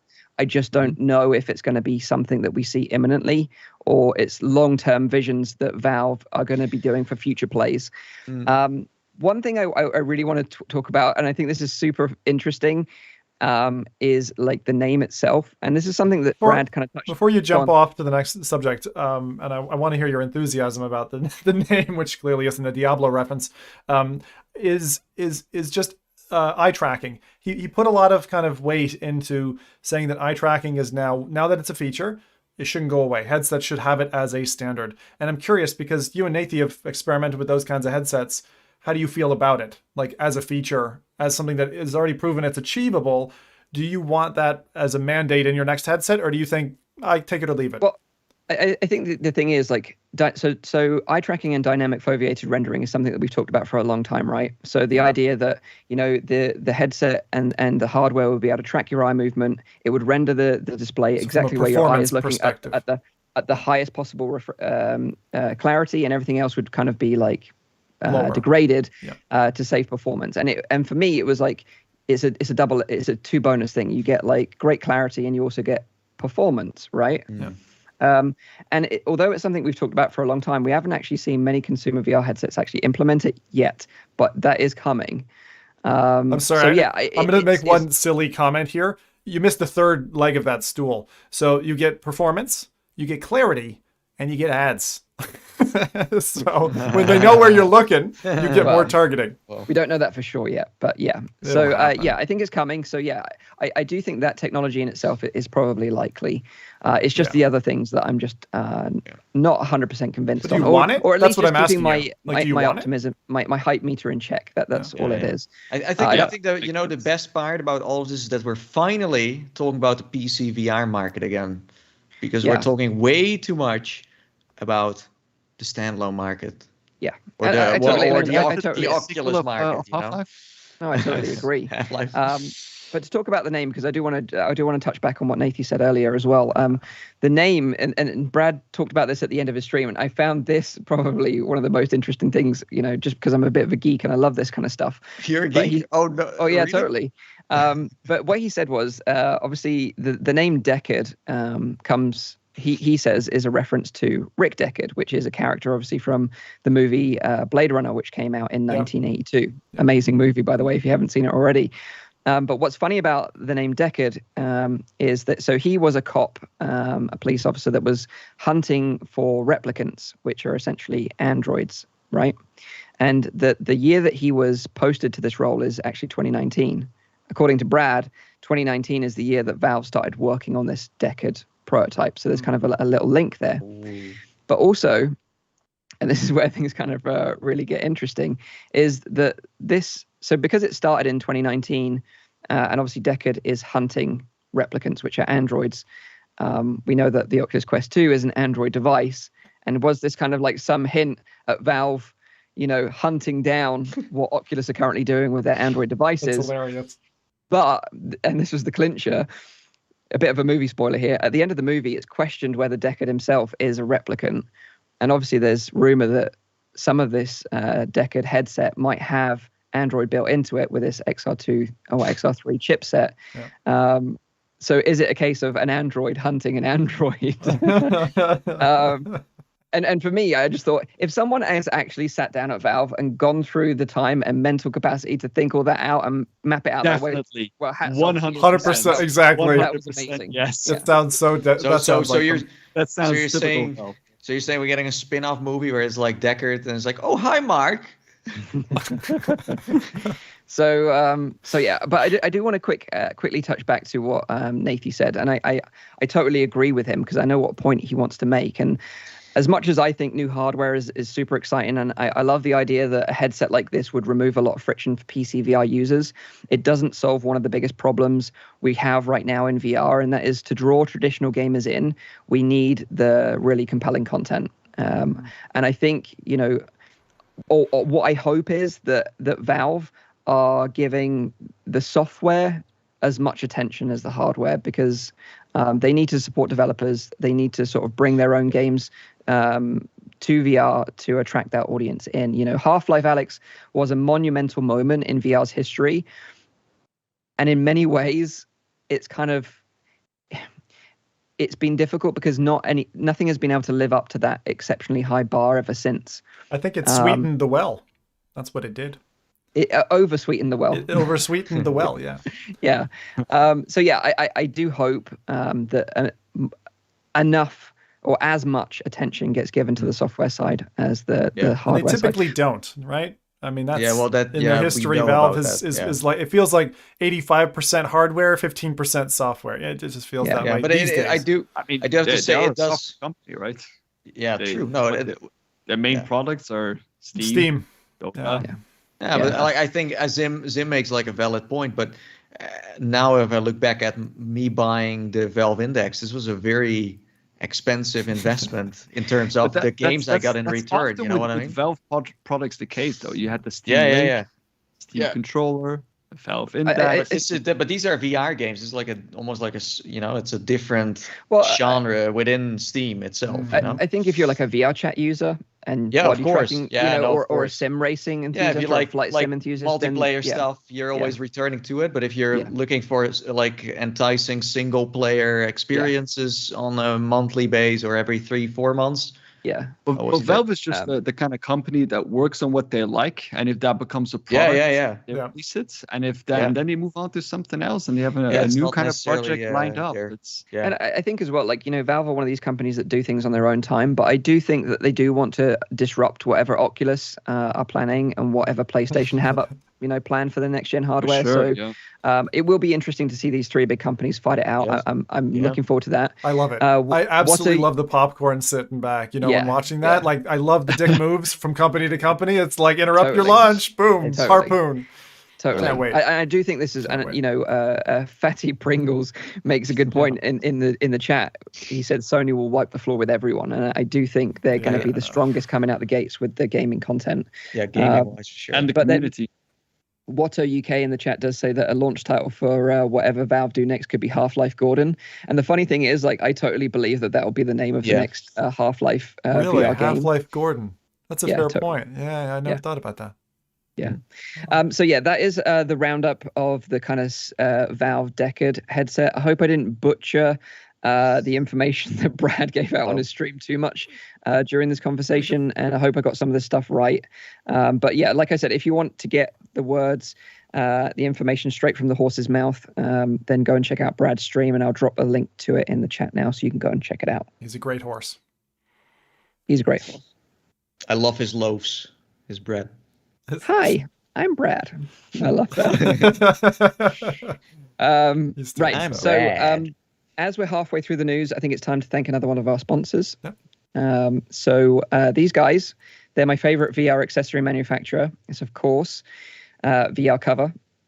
Now, VRCover, they have a range of VR accessories for pretty much every consumer VR headset available on the market. So regardless of what headset you have, they will definitely have a product for you to level up your headset. For the Oculus Quest 2 in particular, they have these amazing textured controller grips, which ensure your controllers are secured in place by using an adjustable strap running over the back of your hand. Kind of very much like the index controllers are strapped to your hand. Very comfortable. I use them all the time. I also like to personally pair them up with these kind of like stealth halo protectors, which provide some additional protection against knocks and bumps without compromising on tracking quality. And of course, they have full replacement facial interface kits to make your headset more comfortable, allowing you to play for longer. So check out the range of accessories to level up your VR headset using the link in the description down below. You're basically wearing the entire store. No. Yeah, absolutely. No, but it's I do use these products every day myself. Same here. That's why I'm happy to endorse them. Same. But you know, my favorite thing that I use is like the cushion that you can put in your head strap on the back. Oh, the Elite strap pad. Yeah. That is just amazing. It's that my one? best. Yeah, that thing. Yeah, best friend. It's best so friend. funny because it's like I had the Elite strap normally, and this is like it just fits like a sock over the. And it just gives that extra bit of cushion. Yeah, no, it's very nice. It's weird. Nice. It feels really strange buying anything for the Elite strap because you just know that it's a fragile fucking thing. Yeah. But I like it. I'm with you, Nathan. I didn't know you liked it, but we're both fans of that. Yeah. Yeah. VRCover, the original OGs making accessories for VR products, and they're still the best to this very day. Yeah. Let me tell you, in 2014, I received my first cover, and they were just experimenting with it because they were a clothing company before. And they were trying, so they sent me a cover with my name on it, and it was for my DK2, and I still have it somewhere in a dusty box. But Beautiful. Dude, it's been a while. The embroidered one, and that one did like they have made missteps in the past. I love a company who kind of like screws up and iterates and iterates and iterates. Yeah, always. And they have done that. I mean, even in their current line of facial interfaces, some of them have been a little bit funny, but I always see them go on to the next thing, and I trust their brand for that reason. Yeah. Yep, great sponsor for the show. Thank you very much for supporting us. We really appreciate it. So a couple more bits of news to cover. I'll kind of blitz through these ones. They're kind of smaller bits of news. But this week, if you didn't know, is actually the Tokyo Game Show. It's going on right now in Japan as a physical event, and it actually ends tomorrow. Obviously, travel around the world has been quite difficult, so they've done the next best thing and allow people to check out the show in virtual reality. Or you can use a flat screen monitor on PC and Mac. If you want to check out the show for yourself in VR, you can download the free Oculus Quest app from App Lab. Or if you're using a PC VR headset, I'll add a link to the official website in the chat now where you can download the official application. You just basically download it, jump in, and check it out. I jumped in briefly this morning on the Oculus Quest 2 just to sort of get an idea of what it was all about and the kind of scale of it. And I was actually surprised at how big this VR event is. One of the biggest I've ever seen, actually. Have any of you guys had opportunity to check it out? No, I've watched a few videos on it, but it just looked like almost like a rec room or like a hub. Like, what can you explain when you say it's big? It's just a big single level leading to videos, or what was it for you? It has that, but it also has much more. So basically, you jump in, you have a little robot avatar, you go up the steps to the convention hall like you would at a traditional convention, which was pretty cool. They have like video game characters and signs all over the place in this like central hub with portals spinning off to these huge areas. They've got digital, urban, wild, and core, and you can just basically go and explore them all. They've got sorry, what was that? Digital, urban, wild, and core? What does that mean? They're the different areas that they've designated for that you can explore, the different parts of the world. So they've got signage showing which exhibitors are inside each of these areas, and you go through the portal and you can go and visit them. Are they like clustered, or is it like thematic, or no? They're just they branch off. They're like opposite ends of like this huge like atrium central part of. It feels like you're on. It feels like you're on like a planet, but then the outer ring of it, and you just walk over it at like different areas because they're all connected. But as you said, like the first part that I felt very nostalgic about is that you start in like, because people travel with the metro, and most people who go to Tokyo Game Show go with the metro, and you go up those escalators, and they kind of give you a history lesson of how Tokyo Game Show started. They have all these posters and timelines of like, so every time you go a step up, you go into a different year. Then you go, as Mike said, through a portal, and you enter this like these different, but it feels very Japanese in a cool way. And you have all these little characters that talk to you. They're like the stewards of the convention that tell you stuff. You can collect shirts. So if you, for example, go to a certain booth and you find this little hidden Easter egg, then you can, almost, what is it like? Copy it and put it on your shirt and show people that you just went to the Sonic booth or you went to this place. And it's online, so you do see other people walking around. You can use your microphone. I didn't see Mike. I was looking, but as Mike said, it's huge. So I don't know, I don't know, but I found it very interesting. And I think my highlight of this show is there's this Attack on Titan area, and it's like fully modeled, so you feel like you're in the game. So every part you can walk into a game and kind of be in this little, how do you call it, like it's like a Hollywood scene almost, Yeah, exactly. And with Attack on Titan, you can be in this 360 video and feel like you're inside the actual game. But it's also like completely packed with videos. It's like there are videos everywhere. So it's basically a cinema screen. You click on it, and if you click on it on your browser, it could be that it just opens up on another window. You can also click on certain things that take you to the website of a developer.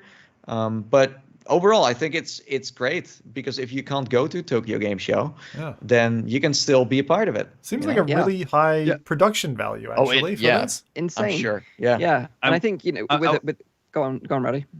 Yeah, I just wanted to comment on this because I think out of all of us, like, I think I do the most kind of conferences, but not in the VR scene. So just like as a general kind of like, it's a part of my job, I guess, that we do these kind of things a lot. I'm even in an organizing committee for one of the Neuro conferences that is coming soon. But I've never seen a conference that has been done so well in VR as this one, because every single, because of the pandemic, every single conference has been pushing this kind of like VR agenda. Yeah. And every time that I've tried one, especially like in my field where, you have mainly older people and young researchers. So, I mean, it's a very like different kind of audience that is not game related at all. Yep. But they are very, very lacking. They're even like on the screen itself, they have this kind of like background with like those 3D avatars that like walk around, but they don't even have like different kind of avatars. It's like three avatars that need to populate the entire room that are like walking around then, so to speak, over your screen in like an endless loop. It is so boring. And there's two things that are very important in a conference besides of the content, and that is one, the location. So the location is every year is different, it's unique, and it's a kind of like an opportunity to like showcase the location and showcase the kind of stuff that is being done there. So I think that the thing that Nathy brought up, where they implement that metro and like that feeling of that you're going to Tokyo, is really not to be underestimated. And I think that's an awesome feature that they integrated that into this conference to give you the feeling that you are there, because that's what I miss a lot. And the second thing of that is community. Like those kind of events, especially in the science world where everybody, works in their own little laboratory for like a year straight, and then it goes to like one event a year, like, and then finally get to share your research, talk to other people. That is so important. That because of the pandemic, that has been like severely lacking. And I think that they've not only managed to like, bring people together in one single environment is already a huge feature. But like the way they made it look, even though it's not personally like my kind of style or whatever, I think that's just amazing. That you get the feeling that this feels like the Tokyo Game Show. Yeah. They have videos, they have like, all kinds of crazy stuff that is going on. And it feels like you're present. The latest conference that I went to, which also had a VR, feature, the only VR feature was that I had to upload a presentation on Zoom, and you could put a headset on and then watch my presentation on a big black environment with like a screen in the middle. So that was the VR component. And they paid a lot of money in order to implement that. And I'm just like, that's not what this needs to be, and no sharing. You could like make like breakout rooms like you can do on Zoom. Yeah. But there's like a kind of like a social aspect that's important, where you just bump into someone who is doing something similar than you or has this interesting topic, and you start talking about that, and that's how collaborations. Yeah, but the cool part here is that you can go in there, you can check it out, but then you can also buy merchandise from within VR. Really? And then get it delivered to you. You get it delivered to your. Well, not. It sounds a bit like Ready Player One now, but you can kind of do that if you want to. But yeah, I think this is amazing. I think this is. It's a pretty good start. I mean, there are certain things where you're like, why am I watching a flat trailer in VR? I mean. But overall it did feel fun. They had also great music going on. I got like really like, wow, I really felt welcome when I joined this thing. Yeah. And there were just people standing everywhere just looking at stuff, and I think this was fun. They had some amazing exhibitors there as well. Like they had Capcom, Sega, Square Enix, Konami. Big titles, even Servios had a booth in there as well. Nice. Showing was it the VR bust was it Bubble? Bubble. Oh, the Bubble that just released recently. Yeah, that game. So yeah, I would love to see this format used, for like a Facebook Connect as well. Like, they've got the means to do it, and it makes total sense for a VR company to push like a VR conference like that in VR. And this just showcases the fact that it can be done very well. Agree. What we're missing though? Like this really strongly reminds me of a digital universe that was created in Janus VR back in the day, where you would have Janus VR. Wow, that's a blast from the past. Portals, content in different rooms that was customized. This interconnecting hub at the center. It's like one of the only social apps. I mean, AltSpace even is still surviving to this day, but Janus fucking fell apart. I don't think you can actually use it anymore. And it was a really nifty thing to see even standard like web pages built into. Like with markup language built into a scene. And you could visit, for example, we could all go to Reddit together and check out the VRCover thing. You'd all be there with articles and everything. It was really neat. And so what I'm missing is the middleware between us sitting at our PCs or in our VR headsets, this kind of environment that pops up every so often sometime during the year, and how we get there. So we are missing, and I know a lot of companies are chasing it now. I'm so glad it's not just Facebook. Build that multiverse, right? And then have something like this be a portal that we can all step to, can kind of walk to together to some extent, and then experience and have those shared memories together.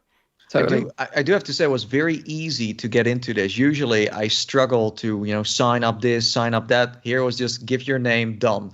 Although then, of course, you miss that part where it's like, okay, how do I, party up with someone? And that's the thing you're missing. But as I said, this is a very, very good start. And as Mike said, they are at least trying to make a convention. Like, we're still waiting for a Connect to happen. I think this one we're going to look at our screens again watching the show. 100%. Well, you have a Quest laying there. You have the hardware, but the hardware shows flat stuff, So, this is great. I would definitely check it out. It's totally free. But Oculus did originally tweet out that you could watch Facebook Connect in Horizons, but they quickly deleted that. So maybe they had that idea, but it just wasn't possible where they're at with that. I think they just didn't even knew that Facebook Horizon wasn't even accessible for people from Europe, outside and in of America US. wasn't invite The link comms only. team didn't know. Yeah, they didn't know. But the only thing that I've seen that's been a bigger scale than this is kind of like VR Chat's virtual market. I think that's probably the biggest thing I've seen, but this is the closest I've seen to something like that in a convention. Also, format. E3, they didn't do a VR thing, but E3 did this, like, they made a game out of it where you would break into the E3 convention center. Yeah. And you went to all these places. Devolver thing, right? Yeah, from Devolver. But that was also kind of cool. So you can definitely do something with conventions. Yeah. So go and check out Tokyo Game Show. The show actually ends tomorrow, so I'm not sure if this thing is going to be live after that date. So if you want to check it out, obviously do it now before the show ends tomorrow. And I've added the link a couple of times in the chat if you want to check it out. And you're listening to the audio podcast, I'm sorry. Apologies. Sorry. Yeah, apologies. I wish there was a useful place that we could congregate all these all these links for the audio listeners. We'll have to figure that out. But anyway, the final bit of news this week is about HTC, actually, as they've been teasing something new on their Twitter account for the last week. They have an event planned for the 14th of October with the headline, Go with the Flow, where it seems they're going to be unveiling some new hardware. You can, here we go again, look, you can attend the event in VR using Engage, or you can watch the live stream on, a mobile device or your PC or whatever. So at least they're providing that option. And this is open to everyone, by the way. At this point, they're being very cryptic as to what this new product will be. They've been sharing a bunch of images which look like a metal cylinder that has kind of a screw cap that can be removed. And this screw cap has like a Vive logo on it. Think about it, maybe a little bit fatter than a Pringles tin, but shorter. That's kind of like the way I would describe it from the images that I've seen. Now I know what you're talking about. Yeah, I totally measure my Pringles. Yeah. Sorry if you don't understand what a Pringle is. It looks like a fat Pringles can, or one of those containers that Americans drink coffee out of. Yeah, like a thermos, 32 ounce jar. This is the best explanation ever. Like a super fancy coffee mug or a thermos. Yeah. Well, why the name Go with the Flow then? What is that? Do they have a Venus of a Stone Age soundtrack or something? I think the general consensus is that this new product is going to be called HTC Flow. And although this product looks like a tracked coffee cup, which I would be totally down I was for, thinking about that. I was like, because someone made that in Steam VR where you can drink coffee out of your cup. Yeah. I think that is actually useful. I would use it. Yeah, same here. Something that I could track a beer or a coffee in with a VR, straw. Track a straw as well, please. Track a beer in VR. We should kickstart this. Yeah, we should make this happen. Totally but anyway, I don't think it's that, unfortunately.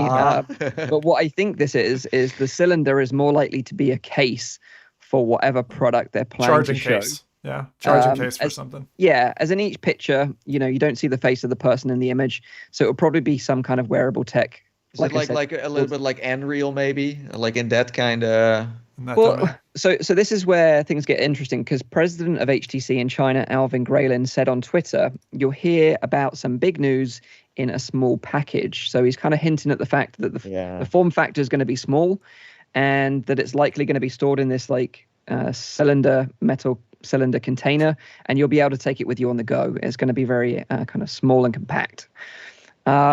You know what So I yeah, hope? it's going to be interesting to see what this is. When I saw this, and I saw the guy with the famous now popcorn sitting on the chair with the cylinder at his lap and all this, and the lady in the bedroom, my brain immediately snapped to, and I don't think this is it, by the way, a device that was olfactory, that was a smell device. I thought it would be really cool if they developed a virtual reality device that was passed through regulatory inspection and cleared, because we've seen those products fail in the past, and I still want it. Having experienced it, obviously starting off in Nozzulous Rift wasn't the best way to start, but having experienced that, it does enhance the experience. And but what? It's, So I'd love to have it be like the movie companion or something. Of course, it's going to be something specs or AR glasses. On a serious note, it's going to have like Beat Saber like smell and like different no, super hot. Let's not confuse people here, because that product didn't ever get the green light from the FDA. What was the name again of that? Feel Real or whatever it was. Yeah. Feel Real. But yeah, it's more likely going to be like a small form factor XR device, whether it's going to be smart glasses to maybe go up against like Facebook's Ray-Ban stories, or maybe it's going to be a small form factor VR headset, or a nightlight. We don't know yet. But it's been a strange year for HTC. You know, they've had releases with the Focus 3 and the Vive Pro 2, which didn't really hit home. For me, like with the Focus 3 was more like business orientated. Vive Pro 2 felt like a business device, but was being marketed at consumers. So it was a bit of an unusual strategy for them. So trying it'll be to find interesting their to see identity in a way. Yeah. if they can, get something that'll be a bit more interesting for consumers. This thing, I am excited for what they're going to announce. The only thing that puts me off a little bit, and they pulled the same trick with the Vive Pro 2. It's like they use these like stock images and they Photoshop things next to people, and and for some might not even see this, but I'm like, do you actually have something, or like you're not like put some time and get a photographer.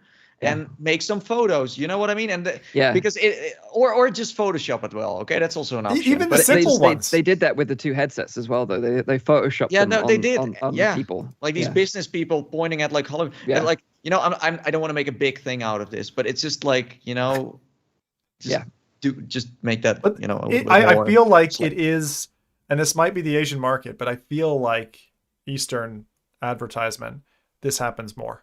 You get more of I'll call it the cheap Photoshop in decent products. But definitely in the Western market, when you see this, you go, that's some knockoff ripoff product. Like this is not like Bluetooth speaker, right? Sensory device. It's just such a weird shape. And to be honest, it doesn't look like something you could carry around that easily. It's too big. It's this fat little container. So what is this going to be? It's not a bloody eyeglasses case. What about so they showed, what was it called again? The HTC Vive Proton prototype thing, where these were also like glasses in the form of like I've got the Buckeye one. Lads, what if it Proton, is? What if it is? Like Chromecast, right? Where you can grab a Chromecast key and shove it into a TV. What if this is a media entertainment device that is basically to entertain you from your phone? So you have whatever you have on your phone. You get basically a virtual desktop or whatever, and you have that on the go. We've had products like that for years, though, like cheap little viewers, and I don't know if they would go that cheap. But they've never know. been good. Well, the last time I was in China, I did see a rise of like 3DoF glasses. Like Huawei had one where you could connect it to your phone and watch movies and stuff. But you couldn't walk around with it. So for travel, I'd buy that.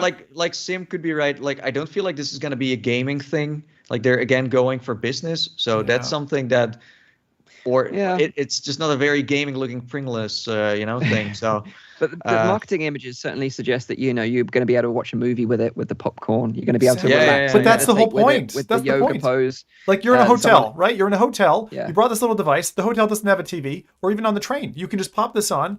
You got this little thing that charges it, keeps it charged, whatever. That's probably what the cup is. The head of it is probably just a 5,000 milliamp hour battery, a 10,000 milliamp hour battery that charges it wirelessly via that technology magic. Honestly, and you wear it, and it's like being in VR desktop, and you're watching Squid Game now on the train with a headset, with some kind of eyewear that basically just gives you a big display and streams from your phone. I'm also thinking in the direction of glasses. It looks like a glasses case a little bit as well.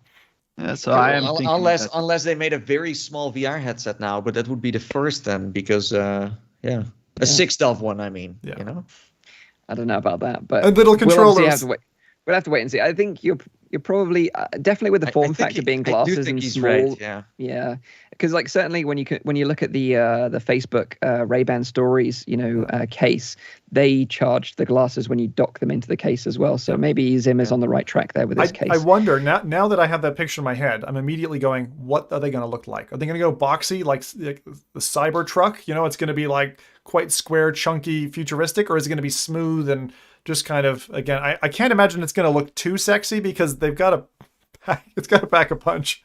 So we'll see. We'll see. Know. Yeah. I do want one already. It's funny because... well, we spoke about this before, when they were at CES, they showed this Vive Cosmos with a phone attached to it. Maybe they just kind of used that whole thing because, as I said, when I tried these glasses, they were also powered by a phone. Or you could power it by a phone if you wanted to. An Android phone. And what was the date for this unveiling? Huawei phone. Huawei phone. Yeah. So we'll find out for sure on the 14th of October, which I think is in between our next stream. So we'll obviously 2 days after we'll keep you updated as to what it actually is. But if you want to check out the show, they'll likely live stream it. Hopefully they don't have any spinning tables this time. But you can also check it out in Engage. No, I do want the spinning table because that's the thing we keep talking about. It was the best marketing stunt ever because you still mention it. Exactly. That's the thing. Exactly. You still remember. They should do it now. They should hold it. You got me there. The thing is, the only other person who I know. Right? What? Yeah. They were like, "See, we were right." Yeah. Everyone still talks about it. Yeah, it was the best thing we ever did. Well, you see it on the Next Dimension podcast, right? Seb has that little rotating beer thing, and that's super successful. That's all I watch when I watch their show. Just the spinning beer. Anyway, I get thirsty. That is the HTC event, 14th of October. So put that in your diary if you're interested in that. Before I hand the reins over to Zim for some top picks of content coming next week, I want to thank the final sponsor of the show, and that is Walkabout Mini Golf from Mighty Coconut. It's crazy to think that one of our favorite VR games that we've talked about on the show so many times now sponsors the show. Yeah. That's super awesome. So if you haven't played Walkabout Mini Golf yet, you're missing out on not only one of the best golfing games in VR, but you're also missing out on an amazing social VR hangout experience with your friends and family. This game includes 8 beautiful golf courses, including the latest course, He Ho Te Valley, which was just added as a free update. So all this content is free. It's truly breathtaking. So if you haven't already... if you already own the game and you haven't already checked this out, you should definitely jump in and check it out. We checked it out last night. We had an amazing time with it. It's absolutely beautiful. Each hole of the course and all the courses have unique hidden collectible balls as well. So alongside golfing with your friends, you also go on a little Easter egg hunt to find all these hidden balls, which is also great fun. The whole game as a whole is a great package. You should definitely give it a go and check it out, even if you're not a fan of miniature golf. We had an absolute blast, and you can go and fly around, which is an Easter egg we found. Best feature ever. No, it's not an Easter egg. It's the best feature. It's just the thing. It makes you feel like Harry Potter. It makes you feel like a superhero. Or a superhero. Or To explain how you do it, because it's kind of hidden, it's not really explained, is you hold your golf club in the sky like a Power of Grayskull He-Man pose, and then push forward on the thumbstick, and then you can fly up into the sky. But if you want to make it even more epic and take it to like another level, you go into the settings and you increase the movement speed to 5 times. And then basically you've got full on Harry Potter flying around on a broomstick. It's amazing. I haven't found the ending of the map yet. So you can just keep on going. No. It was so fun. Rowdy took off and he just boom, like go and watch Zim's stream. It's on Zim's channel. And you can replay your so if you you're super lucky or just really skilled like I am, you can just replay your move and be like, hey, showing off. I do want to echo something that Mike said about Walkabout, and I think it's that Walkabout does this like social thing that I think is really important. And I know Mike was affected by it. I have been. The guys have. Just like it gives you a place that's really easy to talk to people about and play VR games at the same time. Like just chill out, hang out with family, friends, whatever. 100%. It's not difficult to learn. It's just mini golf, right? In the end. And if you are really into mini golf, even at the far end of that spectrum, like their fox hunts that they added recently, which is like a game in a game for me. It's almost like a room escape series of clues that you have to solve to beat them. Once you've done all the kind of levels, collected all the balls. There's so many balls now. It's crazy. It's such a cool game. They just hit everything right. The user interface is nice. This latest map, I literally jaw dropped on it because it's just fantastic. If you like Zelda and stuff like that, that's like really gives you that like Ocarina of Time feeling of like lightness and levity. That's what this new Quixote Valley does. And so don't miss this one. Like the other ones they added were just kind of like content updates, in my opinion. This one's transformational for them, and I'm really looking forward to their next. It's like using more of like the fantasy aspect, more imagination, so less standard mini golf, but more like things that would be impossible in real life. Yeah.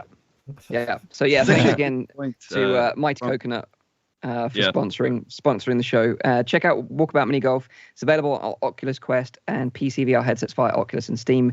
We've added a link to the Quest version in the description down below. But again, these three sponsors this show, they're epic. We love their content and we love their products. So super easy for us to endorse them.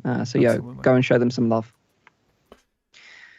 And that is it. Now it's time to hand over the reins to Zim for this week's top picks of content coming next week. So this is the stuff that you got to open up your wallets for. Yeah, this is what you have been waiting for 6 months. Yeah. I already got most of that out of the way with Squingle. Go buy Squingle. These are the ones that are coming up. Squingle you can buy now. So first thing in the list of games that are coming out that I think you should check out is called Song in the Smoke. This game fills a void, in my opinion, that really anyone who's touched like a survival game or survival game genre and wanted that in VR, like this one's taking a punt in that level. And it's a pretty nice looking game as well. So let me tell you a little bit about it. First off, what platforms is it available on? I'm running a PSVR trailer, but actually Quest and PC VR launches are happening at the same time. This is going to be a $30 game, about £23 in British pounds, and available on October 7th. So Song in the Smoke is... You start off with I'll just read their little soundbite. So a mysterious prehistoric world full of strange beasts where you must craft, forage, hunt, and fight to survive. So this reminds me about a number of other kind of flat survival games. But this is just now landing like in October, and I couldn't be more happy to see it, especially across the 3 different platforms. We haven't had many releases this year this way. Yeah. And so their story says, awoken by a 3-headed crow at the edge of the woods, players will travel through 8 stages, including forests, valleys, and frozen terrain. You'll battle the elements and strange beasts alike, crafting tools, weapons, medicine, and more to stay alive. So this is a true survival game. In true VR fashion, you'll identify threats by sound as well as sight. Intuitive controls mean you can line up the perfect shot with your bow and arrow, or not. And you might not be the only one stalking prey, so you got to watch your 6.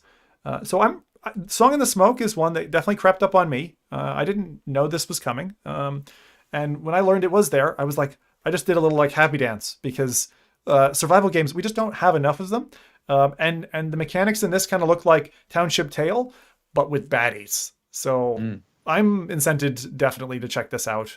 We'll be playing it. What about you guys? You like survival games? I don't actually know. I don't think we haven't really talked about it very much. Yeah, it's one of my favorite genres. Even I love playing like you remember that space game that I played a lot? Oh yeah, Starship Shelter. And like I like those like 2D kind of like that, that Fallout survival game as well, where you have like your bunker. All the people. I love that. Yeah, I love that kind of stuff. Like resource management and survival. I love that kind of stuff. Yeah. I think in VR sometimes it can get a little bit grating. It depends. Like if you have to, I gotta craft the rock and then I gotta hit this thing. Like so, if they balance it right, it can feel right. I think that balance point has been gotten wrong by a few games. So keen to see Looking forward to hear your thoughts on it. Maybe if you get to play it before next week's next show. The show in a fortnight, exactly, in 2 weeks' time. I think I will because I'm going to be making time for this one. This one looks special to me. I think one that does it very well and that still makes it kind of arcadey and not too cumbersome is Raccoon Lagoon. Oh, that game is like it's its own little niche. It's got the bizarre little characters, the beach setting, as you Animal said, Crossing in VR. That's what Yeah, it it's is. Animal Crossing in VR. It's weird. It's weird. I didn't really play it a lot, but it's a good shout because I always love. See, the thing is with us, like we've all been in VR too long, so you get these shout outs from like distant past, but like check them out. Actually try them because some of the old stuff still works great. Okay, next one. Rowdy started off by putting someone into Lone Echo, anticipating the release, of course, of Lone Echo 2. So here it comes. We've been waiting some more. So for those who don't know about Lone Echo, let me tell you what that's all about. You play this character, Jack. You're an android, right? And you're cutting edge. And An android? You're an android. Like the android that's hunting Facebook, apparently. So in the first game, after this spatial anomaly appears, out of nowhere, you have to maneuver in zero gravity and investigate what's going on. There's all kinds of interactivity, cutting panels and stuff like that. And honestly, the connectivity with Olivia Rhodes is really strong. It's one of the most heartening like tales in VR, and it definitely gave a lot of people. I'd say before like Half-Life Alyx hit the scene, this was like one of the best kind of story games out there. And the other thing is, agreed. It was incredibly comfortable. They did some tricks around, I'll call them microdots, being in your vision to help you track and not feel like you were floating in nothingness and actually getting motion sick. And so it's one of the most comfortable experiences, despite the fact that you're floating about the place. So that's another plus. So Lone Echo 2, Jack and Liv are back in Lone Echo 2, and you get to return to the Rings of Saturn, which was a very impressive part of the first game. And this is, of course, a highly anticipated sequel. I mean, we've been waiting for this one for, I feel like 3 years. So I'm looking forward to this. We get to delve deeper into the mysteries that caused the anomaly in the first game. Several of us have actually played early builds of this, now years ago, like 2 years ago. And they hinted that there will be a time mechanic as well. So you get to venture beyond the boundaries of time itself. I'm certainly keen on this next episode. I hope they've mixed it up enough and we don't just get kind of a samey feeling, but I feel like they wouldn't have waited this long and given us something samey. But hey, it's PC VR coming to Oculus Rift and Quest via Link. It's going to be £30, and $40. October 12th. Here comes Lone Echo 2. I'm so excited. I'm so excited. Like, I think what I'm most excited about is the fact that we're getting like a really amazing full fat PC VR experience. And I think like, playing Quest content is great, and I think it's great for what it's done, but it just gets like, I'm just oversaturated with Quest content. I'm just so looking forward to enjoying the visual quality of a game like this and the deep story and the deep mechanics and this relationship with like Olivia Rhodes. I can't wait. I can't believe it's actually happening next week. That's crazy. It's very good. Like I played about 40 minutes of this game. Yeah. The puzzles were amazing. They were really, I was a bit too dumb for the puzzles, to be honest with you, or too smart, who knows. And it was just like great to see like, Olivia in VR again. And you're like, wow, I'm back. Still here, it's just amazing. It's like you get emotional at that point where you're like, wow, here I am after so many years. Let's have some fun. Let's go on an adventure again. When we did that demo, I mean, they had tiny spoiler alert. They had a new enemy. I'll drop my hand when I've finished spoiling. This new enemy called a tick, and it was banging on the other side of a glass. It was like an advanced form of this biomass you had in the first game. It looked horrible. So yeah. Wow. So that is that one. Can't wait. All right. You're gonna have to get your friend in this one, Rowdy. Yeah, probably. All right. Now, a game that I have absolutely been ogling since the start of the year lands very shortly. Want to be Indiana Jones? Well, Eye of the Temple is going to give you just that. Now, after playing Space Pirate Arena, the requirement of a 2x2 meter play space for true room scale seems like minute compared to the 10x10 you need for Space Pirate Arena. I almost laugh at it now. But this game, Eye of the Temple, allows you to explore, surprise, surprise, a temple. And you have a fully physics animated whip at your side. The cool thing about this is that you get to step and move in your real space and experience now the full adventure. Many of us tried the earlier Eye of the Temple, which was available as a demo. for several years now. And actually, I don't think I could be more hyped for this, because right as Space Pirate Arena like hit me in the vein and reminded me how much room scale matters, we've got the perfect room scale game coming. Yeah. So and it's well priced. $20 is the price for this, and it's landing on October 14th. It's coming to PC VR on Steam. Eye of the Temple. What more is there to say? There's traps. You dodge stuff. There's moving parts. There's it's just pretty cool. You collect gems and stuff in it. It's basically Indiana Jones in VR. Like, if you've got 2 by 2 meter play space, you need to try this game. Like, it's so good. It's and cool. The way that they've implemented Live, they've also, the developer understands like content creator desires as well, and he's done this really super clever thing. Whereas if you use Live, the camera will dynamically move around the scenery, so you won't get occluded by the scenery with the camera, and it'll always focus on the action at the best possible angle. It's amazing. Like, I played this a long time ago. I think it was about a year ago, and I did some mixed reality recording with it, and it came out so nice. It's a great game. I can't wait to play more of this as well. Yeah, playing this, showing it off, it's just going to be fun, right? People are going to have fun with this, I think. Someone's going to duct tape an indie hat to their headset. I know it. Yeah. It's definitely coming. All right, so those are the 3 main releases: Song in the Smoke, Lone Echo 2, and Eye of the Temple. I got a couple of quick mentions, just things that are kind of coming out again. So I did want to mention on PSVR, because I don't want to forget my PSVR folks, that Wraith the Oblivion is dropping on October 7th. So if you didn't have a PC, you have that on PSVR. Try that. Also, I want to mention as an update to the PSVR store, we've been away 6 months.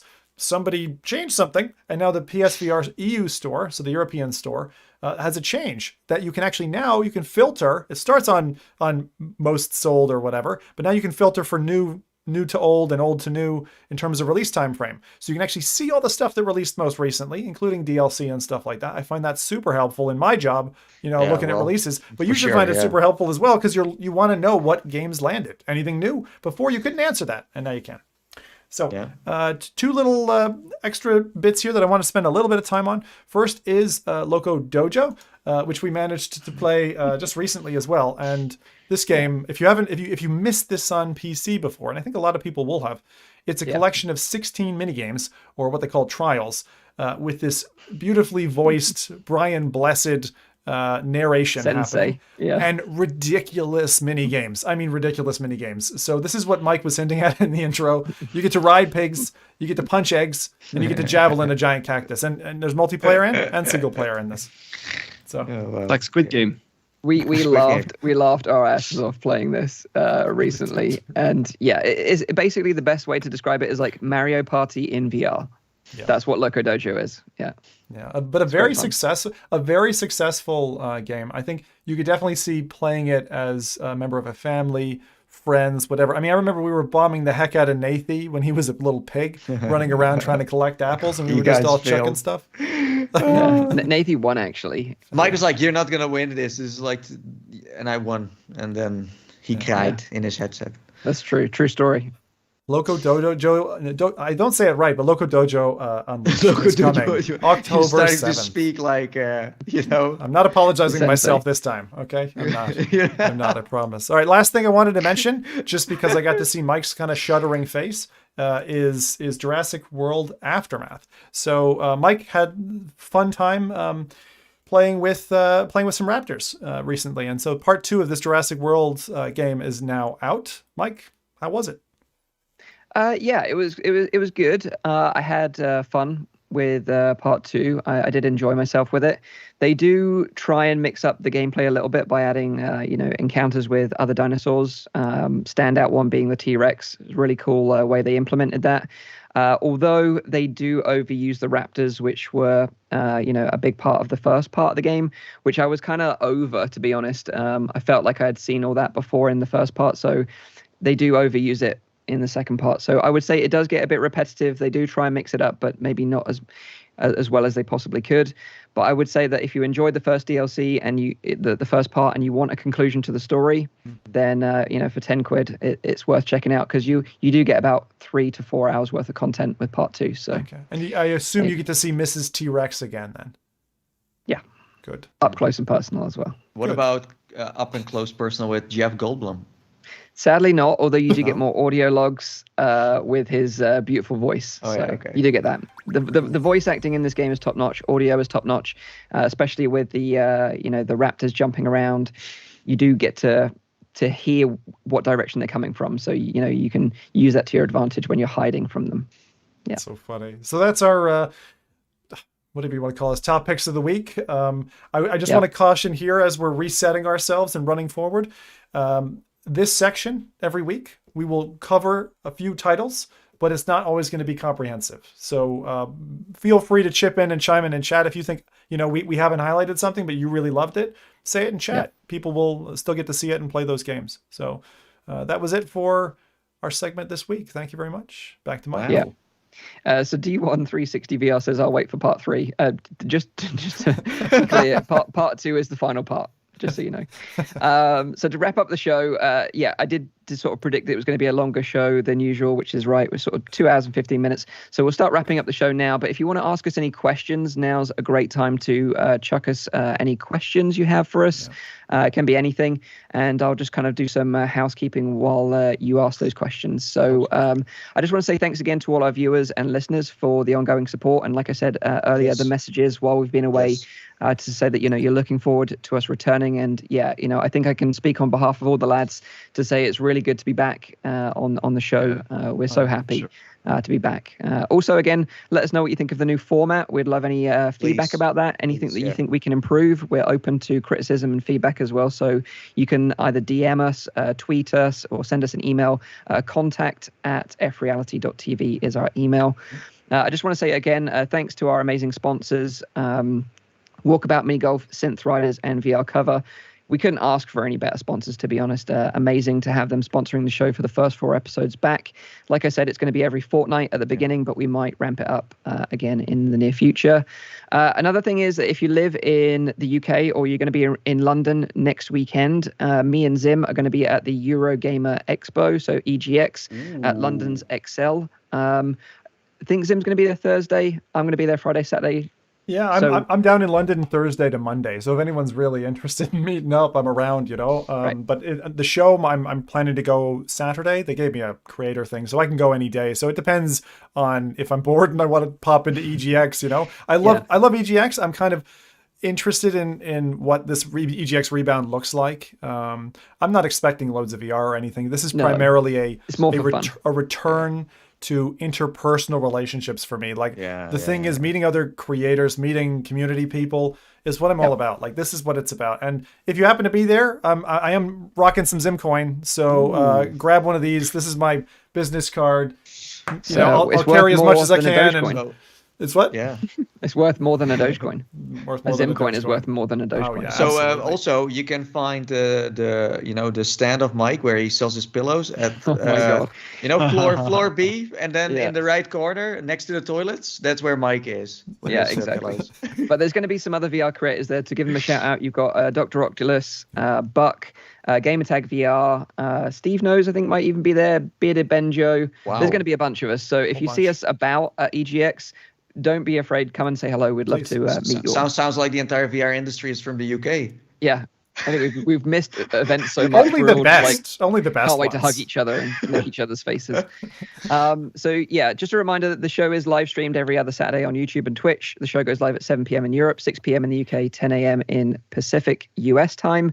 Also, don't forget to check out the audio version if you want to listen to it on your commute, on the train, while you're out and about, on iTunes, SoundCloud, and on Spotify. And if you've enjoyed this live stream, our first one back, of course, hit the like button and subscribe to the channel so you don't miss our future shows.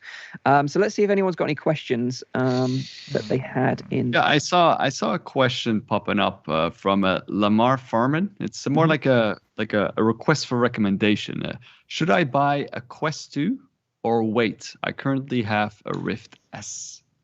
I think you would need to wait. We're not that far away from Facebook Connect. If you've waited this long, another month isn't going to hurt you. No. Yeah. Although, we'll talk about this more on the next show in a couple of weeks. But although my internal gut feeling is that it's going to be a business-focused headset, And the Quest 2 will still be the main headset going forward for consumers. Yeah. I do think you should just wait just in case. Yeah. Just wait. And Just wait. there is something that we may have observed communally here, but since the beginning of time, Oculus-wise, they've been on a 2-year cadence for headset releases. So given we got Quest 2 last year, chances of us getting the next jump are unlikely. Yeah. Well, So- I mean, announcing something is always possible, you know. A Yeah, reveal is always exactly. possible. News, but I mean a That's something purchasable different than- headset, available for us for Christmas. No. But at least you'll know your options from Facebook Connect. I And would then you say. can But make an like, informed decision, right? Yeah. That's the Just important. wait. I the know 4 it's weeks. hard to wait, but just wait. any other questions? That was We had Stefan Anderson asking, have you played Hubris? No. Hubris. Is that a No, VR I've seen game? the trailer though. It looks very cool. There's a good question here. We can both answer it, Mike. VR Bug asks, how much did it cost to hire the giant sports hall in your video for DX, Mike? That was a nice looking place. That looked proper posh. It was like Richmond or something. Yeah, so I'm a member of that gym, and it was off peak, so it was a Sunday evening, and they just let me use it for free. So I was lucky Damn. because I bargained with them. So I pay to be there anyway as a member, and They're like, we're not using it. Yeah. no one's using it, so yeah, go ahead, knock yourself out. That's nice. Well, I did pay in my area in Scotland, middle of nowhere Scotland. It was for an hour and a half. It was 30. It was like 38 pounds, I think.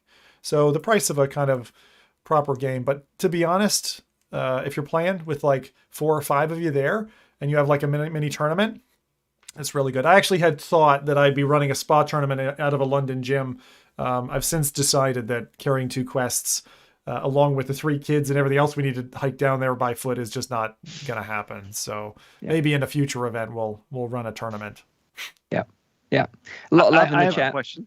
Go on. I have a question, and it's kind of like what comes from the chat. It's like, what Valve reveals are you expecting during Facebook Connect? Well, they did do it historically. I remember us vividly all being at PAX in Boston. Yeah, And, we were in the you know, car to a Oculus- party. That was amazing. Oculus, we were heading to a party, and Facebook Oculus- party, actually. yeah, and Oculus was showing off the Rift S and the Quest at the time, and Valve came in and completely trolled them with the index reveal. With the IPD, they showed Yeah, with the IPD the adjustment. IPD slider. And So we're like, IPD slide, that's enough. That's what we need. So they've done it before. Will they do it again? Yeah. They I hope could. so. It spices things up. I love them yeah, being yeah. cheeky. It's Yeah. so Yeah. fun. It's so fun. Yeah. Keep doing it, Valve, please. Yeah. So yeah, thank you very much for all the love and support, and yeah, a lot of comments saying that they enjoy the new format. So thank you for that. And yeah, we'll be back in a couple of weeks with more VR news. But until then, have a great couple of weeks in VR. Take care of yourselves, and bye bye for now. Bye. See you later. Bye-bye. Bye. Bye. Bye. Bye.